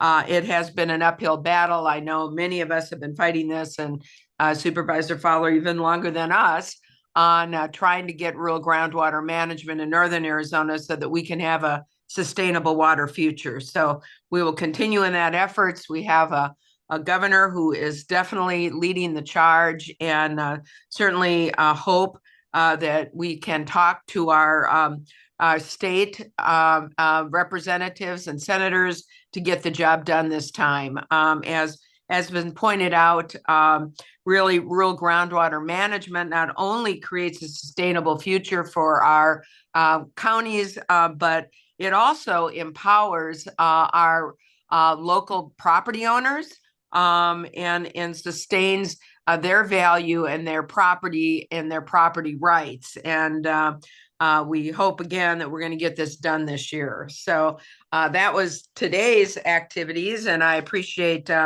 Keith Breckus, who was also in attendance at the meeting. We'll look forward to working with my colleagues on bringing that message to the state legislature. I know that Supervisor Begay will be down at the legislature tomorrow, and I hope she will carry that as a key message. It is past time that we get rural groundwater legislation passed for the state of Arizona. Another thing that I was in attendance with, 3 of my colleagues, myself and 2 of my colleagues, I should say, is we did attend the event. It was called the Consortium Symposium in Sonoma County. It was put on by the current president of the NACO and James Gore. And it was just excellent. There were a number of workshops, I think 5 mobile workshops that we attended, all that really were related. Most of them were related to resilient communities. We took a look at some of what they have done for their emergency management response. In fact, interestingly, while we were on the bus going to one of the events showing us their emergency management setup and their temporary shelters for emergencies, we all received at the same moment a emergency alert on our cell phones telling us that there was an earthquake in process. And thereafter, within about 3 minutes, we received a second alert on our phones that there was a tsunami warning that was being issued. At the time this was going on, the emergency management director for Sonoma County was basically talking to us about emergency response. So I think most of us felt pretty safe that we were there with the people who knew what to do and how to do it, and that we were in good hands. Thankfully, for Sonoma County, there was no damage done, and thankfully for all of the Northern California coast, there was no tsunami that followed a magnitude 7 earthquake that occurred up in off of Humboldt in Humboldt County, just north of where we were, and just really very educational. Really, I think underscores why we as supervisors attend these events with the National Association, where we can really share our ideas and our best practices and really learn from each other. And I'm sure that my colleagues that were in attendance will probably speak about that as well. But it was just an excellent conference. And as very glad I was able to attend. And then we did also have a board retreat. All 5 of the supervisors and our new supervisor, Tammy Ontiveros, will be joining us this next year. We're all in attendance with our county manager and the county management team, our deputy county managers, and Siri, and also Lindsay, and went over basically things such as mission, vision statements, and talking about how we as a board are functioning, the best way for us to proceed, how we would our strategic plan and how we'd like to go forward with strategic planning, and really working together as colleagues for the upcoming new year. And I know we're all looking forward to that, and looking forward to starting our second term in office, many of us, and Supervisor Fowler will be, what is this, your 4th term in office or 5th term in office, Supervisor Fowler? But quite a few years. So we also were able to, and then I'm going to turn this over to others, was really excited to be part of the Kemper Marley Discovery Center opening at Lowell Observatory. I know a number of my colleagues were also in attendance. I think we were all very impressed with that Discovery Center.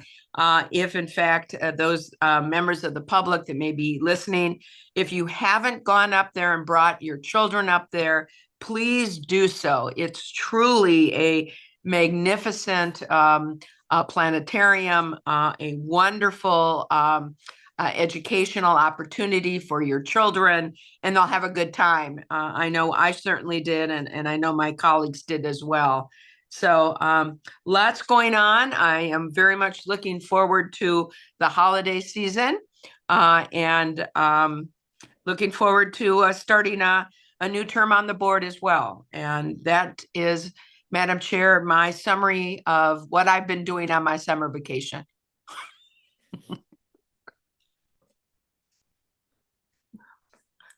District 2.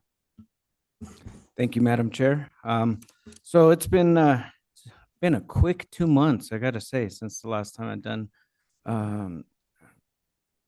done our reports, our district reports.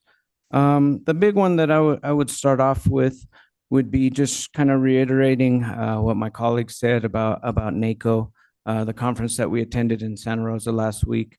Never thought I'd get a tsunami warning on my phone. I took a picture of it, snapshot of it to keep that because that's kind of cool. Fortunately, nothing happened, and so that was good. But you always have to be prepared for the worst, and so that was a nice lesson in how other counties deal with their emergency management. In addition, that conference was really really cool to experience what Sonoma County has and how they deal with not just emergency management, but also their water. We went and did a tour of Sonoma Lake. Right. Got a sense of how climate change was affecting the fishermen in Bodega Bay, and how they can't, their season for crabbing is shorter now. They can't, because they can't put their traps in until the whales come, and the whales are coming later. And so their season is smaller, and then they only get to use 75% of their traps. So learning those little details about how climate change impacts other counties and what they're doing to be resilient was really, really interesting, and always bring back really cool ideas from those conferences. So I appreciated that time. And then the extra bonus, it was from my hometown in where I grew up. So I got to go home for a little bit. So that was nice. In addition, going on the board retreat, I appreciated having the opportunity to sit down, and I hope we can nail down that follow-up meeting, because those conversations are just so important. And we did have a greater conversation about our mission and vision and how to move forward, and our values as a county and as a board. And so I look forward to that continued conversation. The Lowell grand opening was really cool. Had the opportunity to participate in that and had a lot of fun. That space is really cool. It's definitely a great attraction for Coconino County, and definitely recommend that if you haven't gone to participate, go check it out. I even braved the evening planetarium up top on the open sky planetarium at like 9 o'clock, and it was freezing cold, but it had heated seats, so it was really cool to be able to experience that. Unfortunately, it was almost a full moon that night, so it was a little difficult to see some of the stars, but it was still a cool experience. Then on the more local area, I've been working a lot in the Sunnyside area, in particular.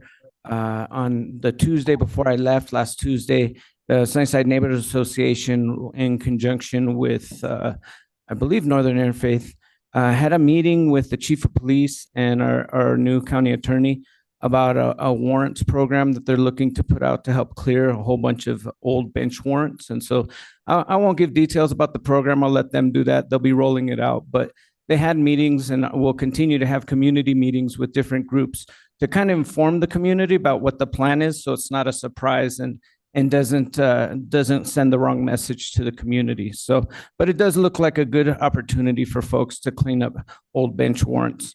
And then the big one, big raise of concern after the election and conversations is about immigration. And so a couple weeks or a couple days really after the election, the principal at Killip Elementary School, Joe Gutierrez, gave me a call and was letting me know that a lot of the community members and parents from his school were calling him, asking if it was safe to take their kids to school. And so we coordinated with Northern Arizona Interfaith Council and put together a meeting that they had last week on Wednesday. Unfortunately, I couldn't be there because I was at NACO, but I was able to Zoom in and speak. And there were over 150 people that showed up that had lots of questions, lots of concerns. Some of the key concerns that folks mentioned were potential racial profiling by law enforcement and how these incidents could be recorded, understanding the policies and procedures around ICE holds, especially once bail has been posted, what one should do if and when pulled over, and how to get more information about their rights. And so the several dignitaries that were there, including representation from the Mexican consulate, the mayor, the incoming sheriff, the chief of police, and the assistant superintendent for FUSD all spoke about just how Coconino County and Flagstaff see immigrant families as a crucial part of our community, and that law enforcement officials emphasized to them that they will only enforce federal law as required by law, and they will be working with the community to make sure that there's trust and communication as things proceed moving forward. We don't know what's going to happen, but the more we can be in contact with folks and really develop that sense of public trust, the more we can alleviate some of the fears that are out there and the unknown. And so there will be a follow-up meeting in February with the community to continue the conversation and address those concerns.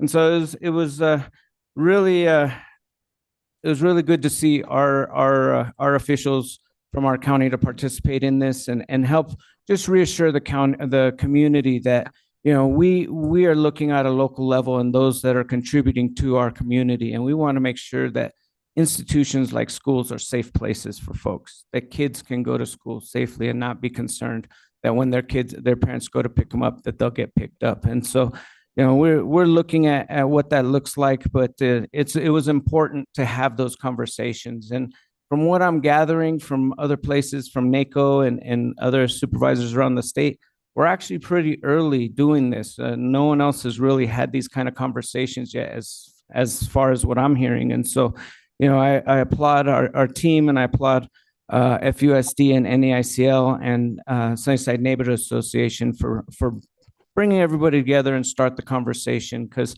that's what's key, is the conversation moving forward. Absolutely. And then continuing with Sunnyside Neighborhood Association, last night, Supervisor Horstman and I had the opportunity of attending Stone Soup, and that was a lot of fun.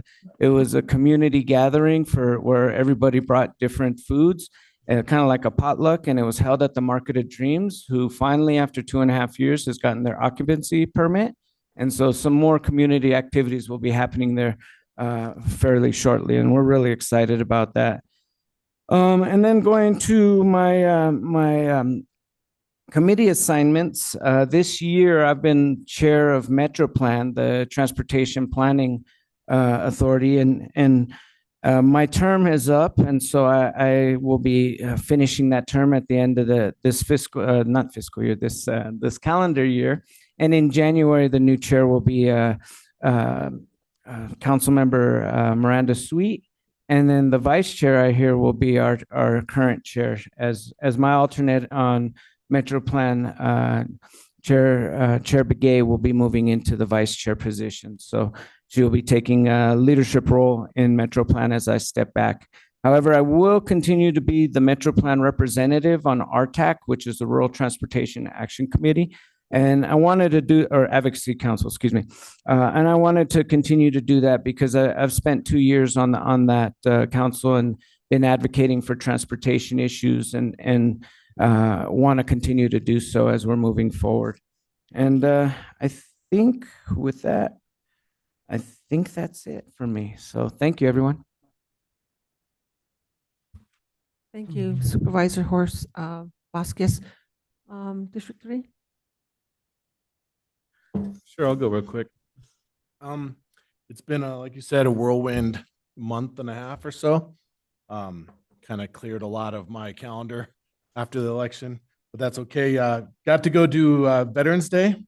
I was, honored to have them speak at their Veterans Day down at the Sedona Heritage Museum. That was a very big honor to me to be surrounded by veterans on that day and be able to be one of the keynote speakers.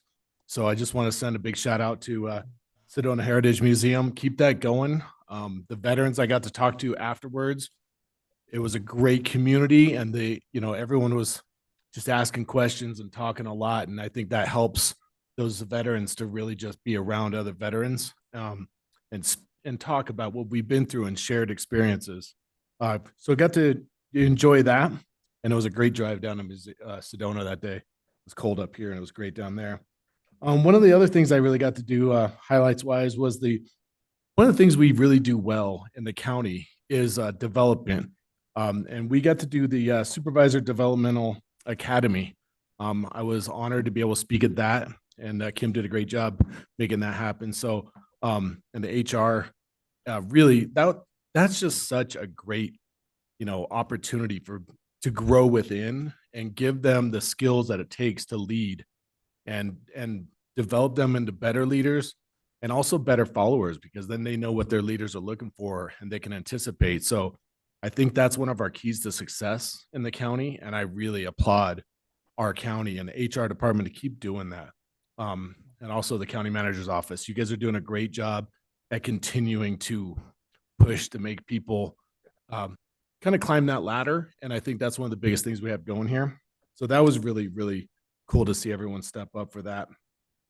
The other thing that I really enjoyed was the Senior Center holiday lunch over in Williams. Man, it was really, really cool to see how many people showed up. We had Williams PD show up. We had the sheriffs.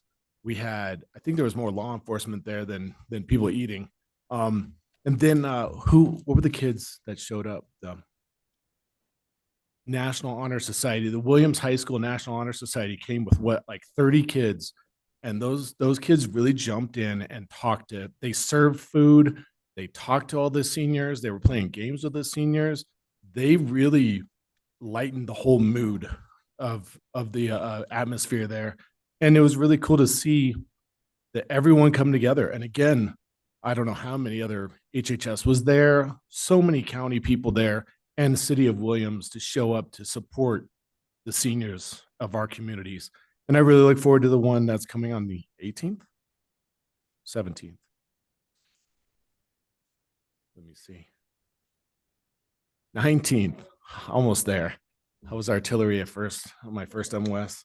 But I'll be at that one also. Those are the few things that I want to go to are going to be those holiday parties, because I really think those people that are here and need that camaraderie in our community, we do a great job of supporting them. So I look forward to that. And Chair, that's all I really have right now. Thank you. Thank you, Supervisor Hess. Okay, I guess it's my turn. We do have administrative meetings for the chair and vice chair of the board. and we'd go over the items with the administration staff, and then we do agenda reviews, and also making sure that, our meetings our calendars are there, and that we try to update each other's with everything. So that's been every Monday, or as soon as we can meet every week. So that's been a good, I think that's a very good way of ensuring that, we all know what we're doing, what we want to do, with all the input that we have, as chair, vice chair, and the county manager and his staff. And so that keeps us going and in the right direction. So there was a meeting with the Navajo Nation Council members and Green Energy on hydrogen development in Coal Mine Mesa. And they're opposing any kind of hydrogen lines, or, they feel that, actually it's just an opposition of the whole thing. They don't want any coal mining. They don't want no transports of, various things that, would hurt the nation and stuff like that. So a lot of those talks are still being happening. And then also the attended recovery court graduation. Thanks to my colleagues for making sure that I go. So it was a real good experience. I mean, it brought tears to my eyes on some of the things that the others students had gone through, or even adults, and trying to get back on the right trail and be there for their families. And so it was a very, very good experience. And I think I was thinking, how can we do intervention of our students like Ponderosa High School? How can we do that role thing maybe within the school system? Or, that I think that's going to really help, because we're trying to help the students get back on track. We're trying to deal with some of the issues that they might have. So I was just thinking, how can this be done? And so I think that's something that we can look into, have them even just come over and during school and witness, what the recovery court is all about. I think that would help a lot of students that are needing some help within our school system. And anyway, I have my phone off, but sometimes it does that. So anyway, I've been meeting with Sacred Peaks administration. They right here in Flagstaff, they're talking about a turnoff going into the Sacred Peaks. There's not any room to go back onto 89, coming back into Flagstaff. And also that they wanted to see if they can get some street lights right across to turn off into Sacred Peaks. And then also possibly a walkway showing, people that can cross the street there. They're also asking for internet upgrades in the area.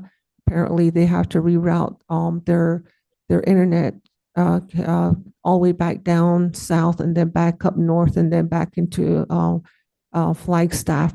So this is something that they're dealing with, because it just really disrupts services, for the people that get served. They're also asking for Mountain Line to see if they could have a bus go in there, because right now people that need our handicap accessibility, they're not having those services here, and they have to go outside. Some of them have to go into Flagstaff, to Winslow or to Tuba City to get these services. So we've been talking to ADOT, we've been talking to the city, and we've been going and talking to Mountain Line to see how we could get that started there in that area.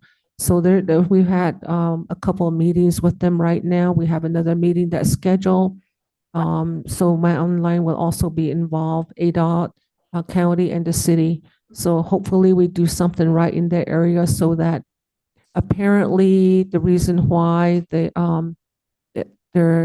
a area right there with high income families, and the hospital is just right there, and a lot of our our people that go to the hospital there are Native Americans, are indigenous people. So they're trying to figure out how that can work, to ensure that everybody gets served.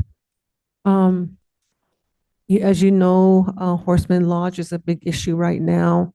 But right now, everything is just kind of like a standstill, and it's kind of like I believe it's in the works, plans, but we don't know anything about it at the county level. So we just kind of leave it at that until we hear otherwise. So that's another area, and we do hear about it, especially on the reservation, how that's going to work, and then especially how is that going to affect our area plans that we've been doing for especially Stony Park, and there's a concern about that. So okay, and then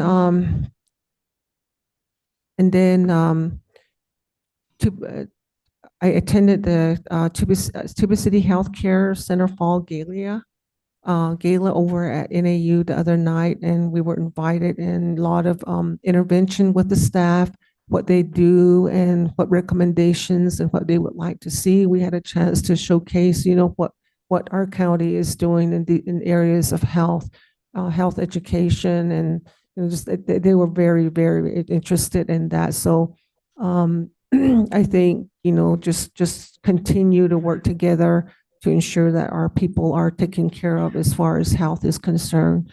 And they are also really wanting to ensure that, all the services are out here. And then the board retreat, I think, we really need to buckle down on that, and making sure that we get that out of the way right away, because this is going to affect our plans for the coming year. And so we need to get going on that. And if we don't, then it's going to hinder, after the fact discussions, and there may be issues that may be coming along with it. So I think we need to address that as soon as possible. And we had one board retreat, which was, I felt, very productive, coming up with our documents that, we put together and revisiting certain areas of the plans and stuff like that. So I just want to say thank you to my colleagues for being very helpful, and then also being there and taking part in that. And so right now, Geronimo had mentioned that Metro Plan, they did vote me in to be the vice chair for the Metro Plan. And then I will also be have to be very active in the Kona board, starting as soon as possible. So I'm an alternate there right now. One of the things I really, really wanted to bring up too was the veterans. Loop Chapter is a Purple Heart community, and what they do is they, for veterans, they have to identify how many veterans that have been hurt in battle and have earned a Purple Heart, and they get data together, and then they ask for their community to be a Purple Heart community. We had attended a function there, and where they put up that sign saying Purple Heart community right there in Loop. So we would like to have the next project that we're doing is coal mine, and then probably up into Tonalea. And we're going to try and get all of the District 4 under that Purple Heart community. And the reason being is that they get funding, to help with projects within their community. And I think that's something that we really need to help with. So there are the other meetings that we all are taking part in.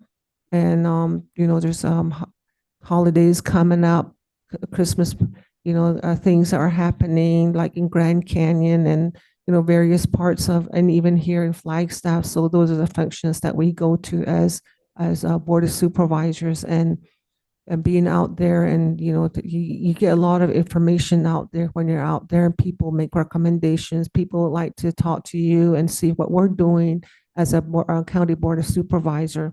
So I just want to thank my colleague, and I'm thankful to be part of that. And I want to wish Supervisor Hess the best after the end of this year. you know, I just want to say that, he's done a lot for District 3. And I know that, he's put out the best that he could, to be there for the constituents within District 3. And we also welcomed a new, at the time, we will be having the new Board of Supervisor come on January 1st. So thank you very much. And I do work a lot with my chapters out there. We're talking about various projects. As we all know, transportation is one, bus routes is another one, internet service is another one. I mean, you name it. Affordable housing, and just a lot of stuff that we try to talk about, and try to see how we can help, from the county. So I just want to say thank you, and that is a report that I would like to do. Thank you. District 5?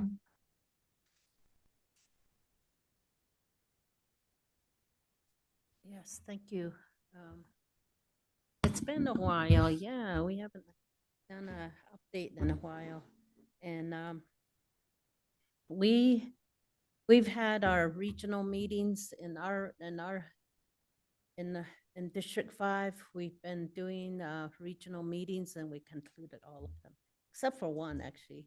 We still have Greenhaven that we still have to meet with. But we did hold our Marble Canyon meeting. We try to do these annually, and it was really good. Our Kim came out, and staff came out and really provided some information, and bringing the public lands, BLM, Grand Canyon, Glen Canyon, and nonprofit organizations and the residents that live there, and the local businesses come together and really just provide updates to each other. And that's really been our approach to providing information out, other than just emails and other ways of communicating. But this is a way of getting together.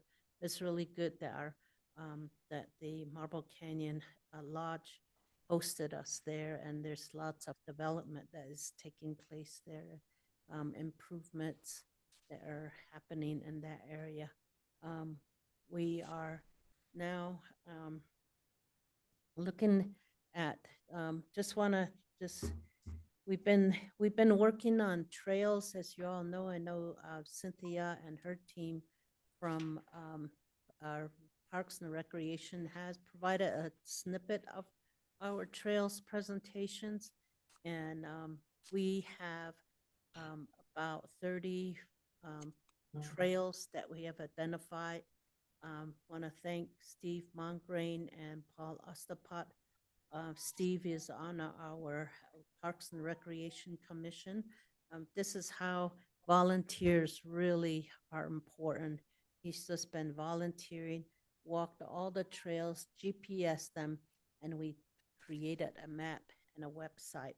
And it's really part of our county trails to bring trails together from our public lands, our tribal lands, city, and all the trails. There's a lot of trails, but they're not linked to each other. And this is what we're trying to do, the first phase of it, which is just to have a parking lot and to be able to walk out and know where you're going. Did flyers. Now we're at the point where we're running out of flyers, and we have to print some more brochures, and trying to figure out how we're going to do that. But these are beautiful trails in northern Arizona, and we're going to really add to that, add to the trails that we have right now, and really want to develop that, where this is part of our economic development plan in the region, which is just keeping. We have over 5 million people that visit. Have them come, stay, and stay another night or to several more days, so that we can keep having them leave all their dollars there instead of spending it elsewhere. So this is part of that initiative.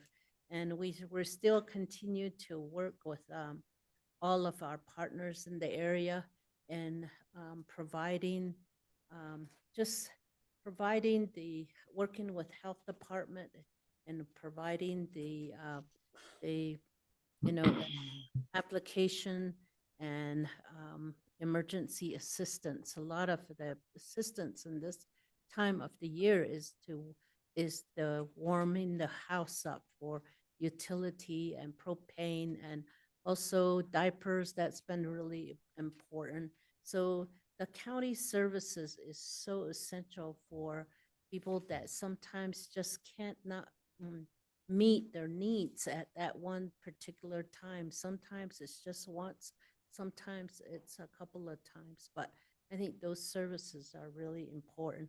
Right now, we're gearing up, and I just did another training on Monday. That took 3 hours training just to renew our tax preparation, being able to renew our mine and our staff to renew their tax preparation status with IRS, and we're going through that process right now. And it's always a lot of fun. I really enjoy it. It makes you think, trying to see how to get the taxes done. We're looking at several places, several dates. We'll be out on Page again, Fredonia. Fredonia, we do it at the library. They're all excited about that. We have our 25 to 25 tax season. So it's going to start on February 3rd, and we'll end that on April 18th. I want to thank the county managers and others for helping us with this. And it's been really a really good program that is much needed in our region. We continue to work on broadband. I'm really thankful for our departments. Our department, Matt Fowler and his staff, Mary Knight, I think she's left by now. You know, they've been really in the forefront in trying to evaluate whether we fit into the state plan or not. This is one of the biggest concern that our residents have. What does every resident get in a broadband or internet? What does that mean, and how is it going to happen? Well, that's what we're looking at also. We want to make sure that does happen. We don't want to be overlooked in some way because we are rural counties. We live far from each other. You know, the running a broadband fiber, just even the middle mile from here to out to Page, or you know, all of that, it's very expensive. And how do we meet the demands? How do we accomplish that? And that's what our IT department is working on. And we're working with them, working with the state broadband office. And it's really important, those coordinations and understanding all the different pots of money that's there. It's not just BEAD money. There's moving slowly. There's issues that come up. So we want to make sure that we're working with our congressional delegation as well as the state. And we as county supervisors, we want to make sure that all of Coconino County is covered by this. So that's what we wanted. We're tracking. I know a lot of people have a lot of questions about it. We do also. So just want to reassure you. And at the national level also, you know, being chair of the RAC, which is the Rural Action Caucus, that is one of the conversations we have. Where are we and how are we rolling these out? So the other one that has been covered, even at the Sonoma meeting, what we just, which Patrice and Supervisor Horseman and Geronimo just reported on, which I'm not going to cover, but one of the conversation there was, are all the ARPA dollars completely used up? We want to make sure that none of those dollars go back. And then how is the what's the progress of the broadband dollars and the projects that are being rolling out in the communities and all the counties. There are 3,069 counties. So these are discussions that we follow as county supervisors. We have our CSA that's coming up, which is our Arizona Counties Association. There we talk about this even some more and trying to make sure that we're working on all the issues that are brought up to us as county supervisors. So just want to make sure everybody knows that we are right on top of it. Then we hold different positions. Oh, I want to go back. I want to thank Judge Reed, Sharon Yates, and Shelley Bacon. They had a Superior Court hearing in Page, and they did a tour. Judge Reed, thank you so much. Maybe you and your staff are listening. Did a tour to Fredonia and then to Page, and then on their way back, they stopped by Tuba City Court and was able to meet with the Tuba City Court and staff that with the Navajo Nation. And that was a really first time we had a Superior Court presiding judge and administrators meet with our Navajo Nation Tuba City District Court. And that was really, really eye-opener, I believe, on both sides to meet the staff and to learn more about each other. That was just an introductory. So we're talking about having more staff. As you all know, we've been having Flagstaff Justice Court as well as the Flagstaff Municipal Court in Tuba City for some time now.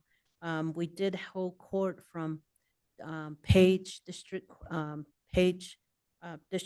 Court in Kaibito, and we've been trying to see how we can have another one of those. So the Western Navajo Agency Council meeting is going to be here in Flagstaff, hosted by our sheriff. And we like to invite all of our department heads and other elected officials to attend that. And they'll be at the CCC Coconino Community College on Lone Street. And that's where it will be. And we really like to see them all come in again. Yesterday, on December 10th, Navajo Nation had another election because they had to have another special election, so they held that again. That was just the Navajo Nation side. But our side, I want to thank our election staff and everyone for doing such a great job. There weren't any issues. And yeah, we're going to be serving for another 4 years. I'm really honored to be elected again. And thank you for all the support and really appreciate that. We're continuing to work on birth certificate with the there's been concerns about people not having birth certificate, Native Americans, a lot of Navajos, and we're trying to have with this whole immigration discussion.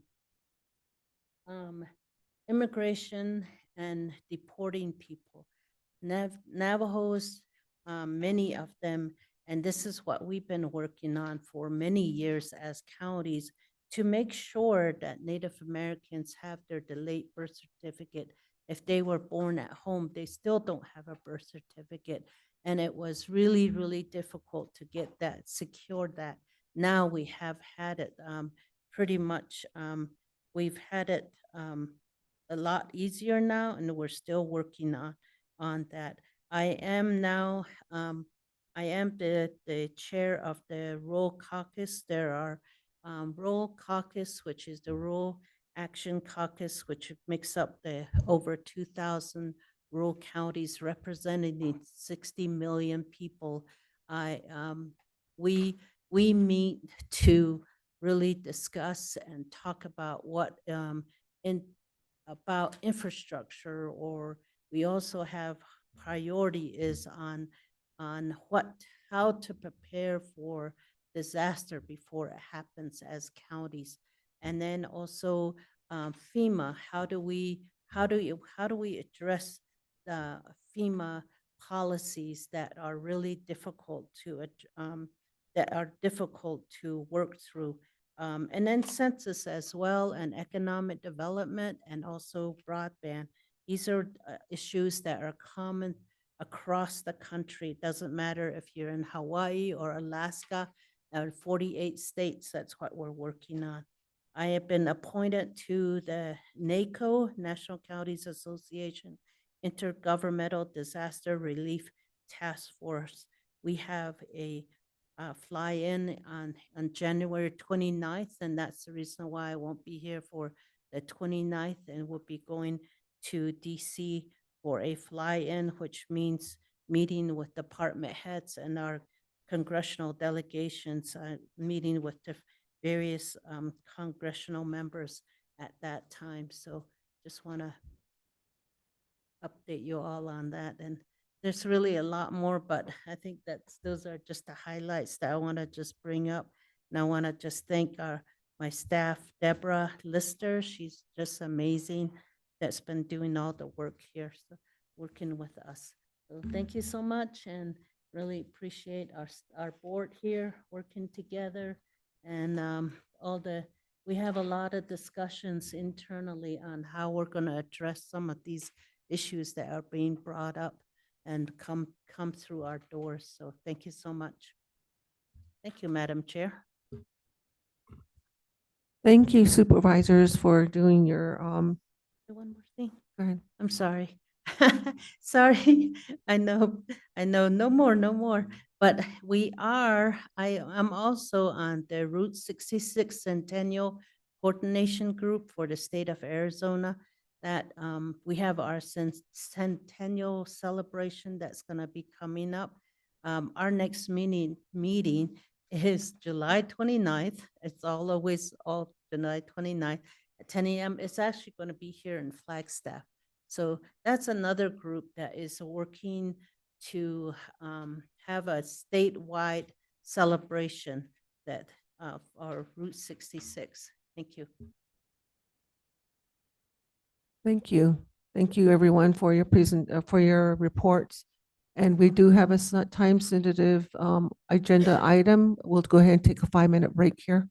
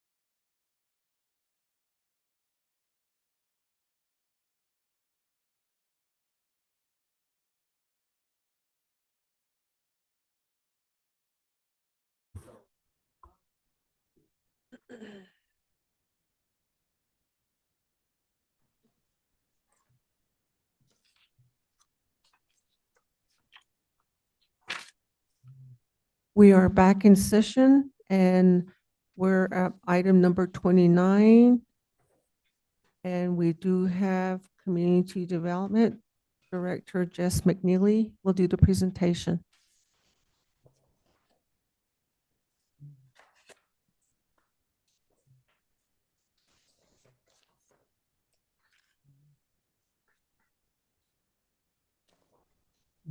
Okay, how's that? Thank you. Thank you, Chair Begay and Supervisors. And again, this is a open space zone change request. This was a great collaboration between our department and the Parks and Rec Department.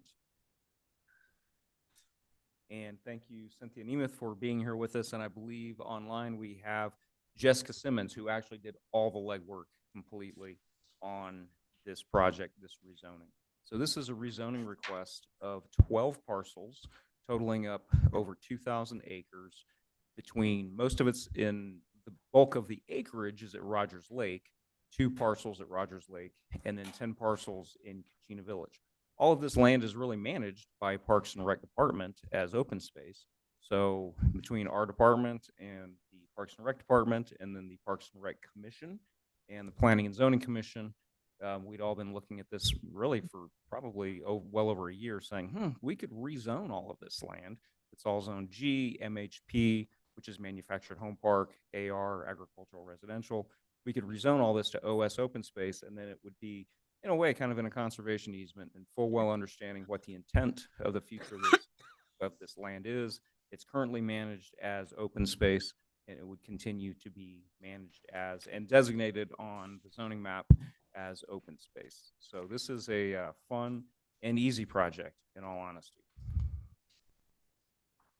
And this is a map showing Coconino Village and the parcels that are proposed to be rezoned are there, highlighted in turquoise, all on the west side of I-17. A lot of this land is currently being used for park space. Some of it is, in fact, in floodplain, and some of it includes like pump house wash and includes areas that are being used for trail and recreation purposes. And this is the parcels highlighted in turquoise at Rogers Lake, the Rogers Lake Natural Area. And of course, Rogers Lake functions as a very large open space for some ecological, environmental, wildlife benefits, and certainly some outdoor recreation benefits as well. So like all zone changes, we have to demonstrate, do some analysis that the request complies with the comprehensive plan. So we've listed here in your report and in the presentation some goals and policies that certainly encourage conservation of open space for all the great things they do for our community and our environment, and goals to encourage having accessible parks, open space, trails, and recreation, and certainly policies that support those goals as well. These are the findings of fact required to approve a zone change. There's 4 of them, and this is the analysis that is in the staff report and also on the draft ordinance for this zone change, demonstrating how this request meets the findings for a zone change. Regarding citizen participation, all of these parcels were, all of the neighborhoods or properties surrounding these parcels within a minimum of 300 feet. The property owners were notified. They were notified of the zone change in the public hearings. At the Planning and Zoning Commission hearing back in September, we did have one neighboring property owner who spoke at that hearing and was enthusiastically in support of the zone change. And the Planning and Zoning Commission was able to make the findings for recommendation for approval to the board, and so they forward that recommendation. And with that, staff would be happy to answer any questions you have.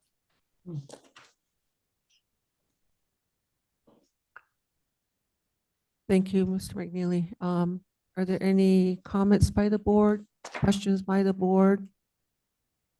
Or maybe the county manager has some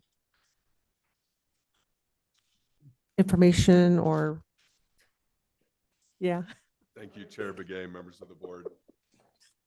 This zone change, this action has been a long time coming, frankly. And just want to, we should applaud the good work of the Parks and Recreation Department, the Coconino County Board of Supervisors, the Community Development Department, and everyone involved in our preservation of open space. In the retirement of Matt Ryan, he was honored for the effort, and he led the charge, particularly when you look at the Kachina Village area politically as a member of the board from a policy perspective. This goes all the way back to the implementation of the Coconino Parks and Open Space program that was established, I believe, in the early 2000s. So I know Cynthia Nemeth is here from our Parks and Recreation Department as the director, who's been involved in this as a member of the county team for 20 plus years, right, Cynthia? And so just really thankful for the effort, and it's going to feel really good. A picture tells 1,000 words, and especially a GIS map, and it's going to feel really good to put OS, open space, on the map officially. So thank you. Supervisor Hess? Yeah, this was kind of, I think, in everyone's mind already, kind of a safe zone that was open space and kind of held in all the floodplains that you discussed.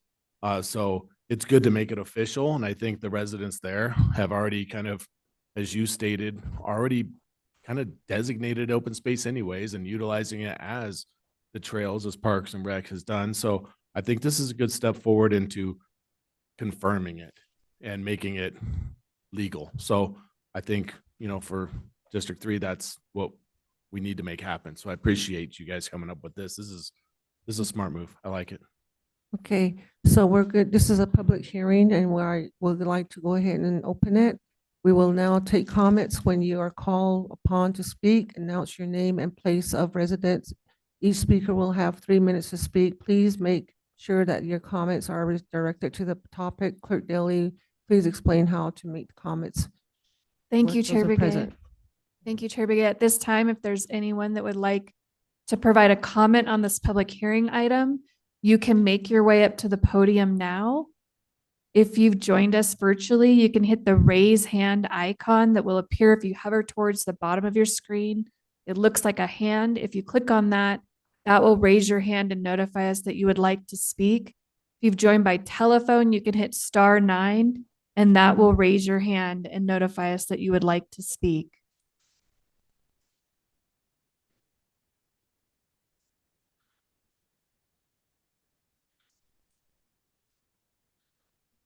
And at this time, Chair Begay, we do not have any hands raised on the virtual or telephone format. And we do not have anyone here in the room that has indicated that they want to speak. Let's give it a minute.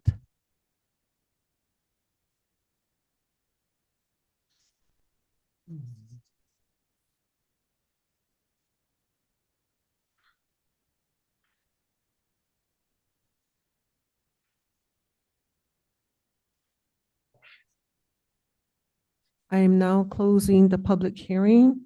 Supervisors, are there any questions, comments regarding this item? Supervisor Horstman? Yes, just a couple of comments that I will make, and I'm assuming that Supervisor Hess will be making a motion on this, but just comments that I would make is, number one, I wish that Matt Ryan had been part of our meeting today. I know that this is consistent with what his strong work out there in District 3, and obviously followed by Adam Hess. And so I'm very, very pleased to see this.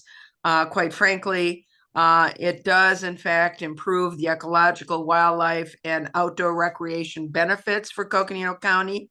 It's consistent with the direction that we, the board and the county, have made with regards to Rogers Lake. And as been pointed out, it has been consistent with the comprehensive plan. Both it keeps this property in the natural state. It continues as a wildlife and scenic area allows for public outdoor opportunities, which was the intent and purpose of Rogers Lake. And I also find, much like planning and zoning did, that it's not adversely affecting the established character of the surrounding area. In fact, it just continues to enhance it and continues to recognize this area as open space. And it's certainly not detrimental to the adjacent properties. And as been pointed out by Lindsay Daly, there was citizen participation. All the requirements of our zoning ordinances were followed. And in fact, I have not, and I'm assuming other members of the board have not received any contrary comments with regards to going forward with this zoning change. It appears that nobody attended the planning and zoning meeting and made any negative comments. And in fact, there was an individual who spoke in favor of it.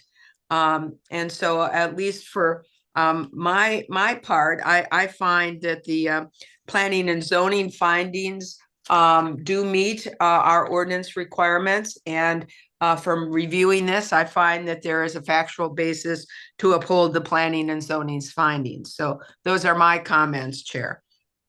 Thank you, Supervisor Horstman. Are there any other board members that wish to make a comment? Supervisor Fowler? Thank you. And it's really good that we continue to find ways to be able to save land for open space.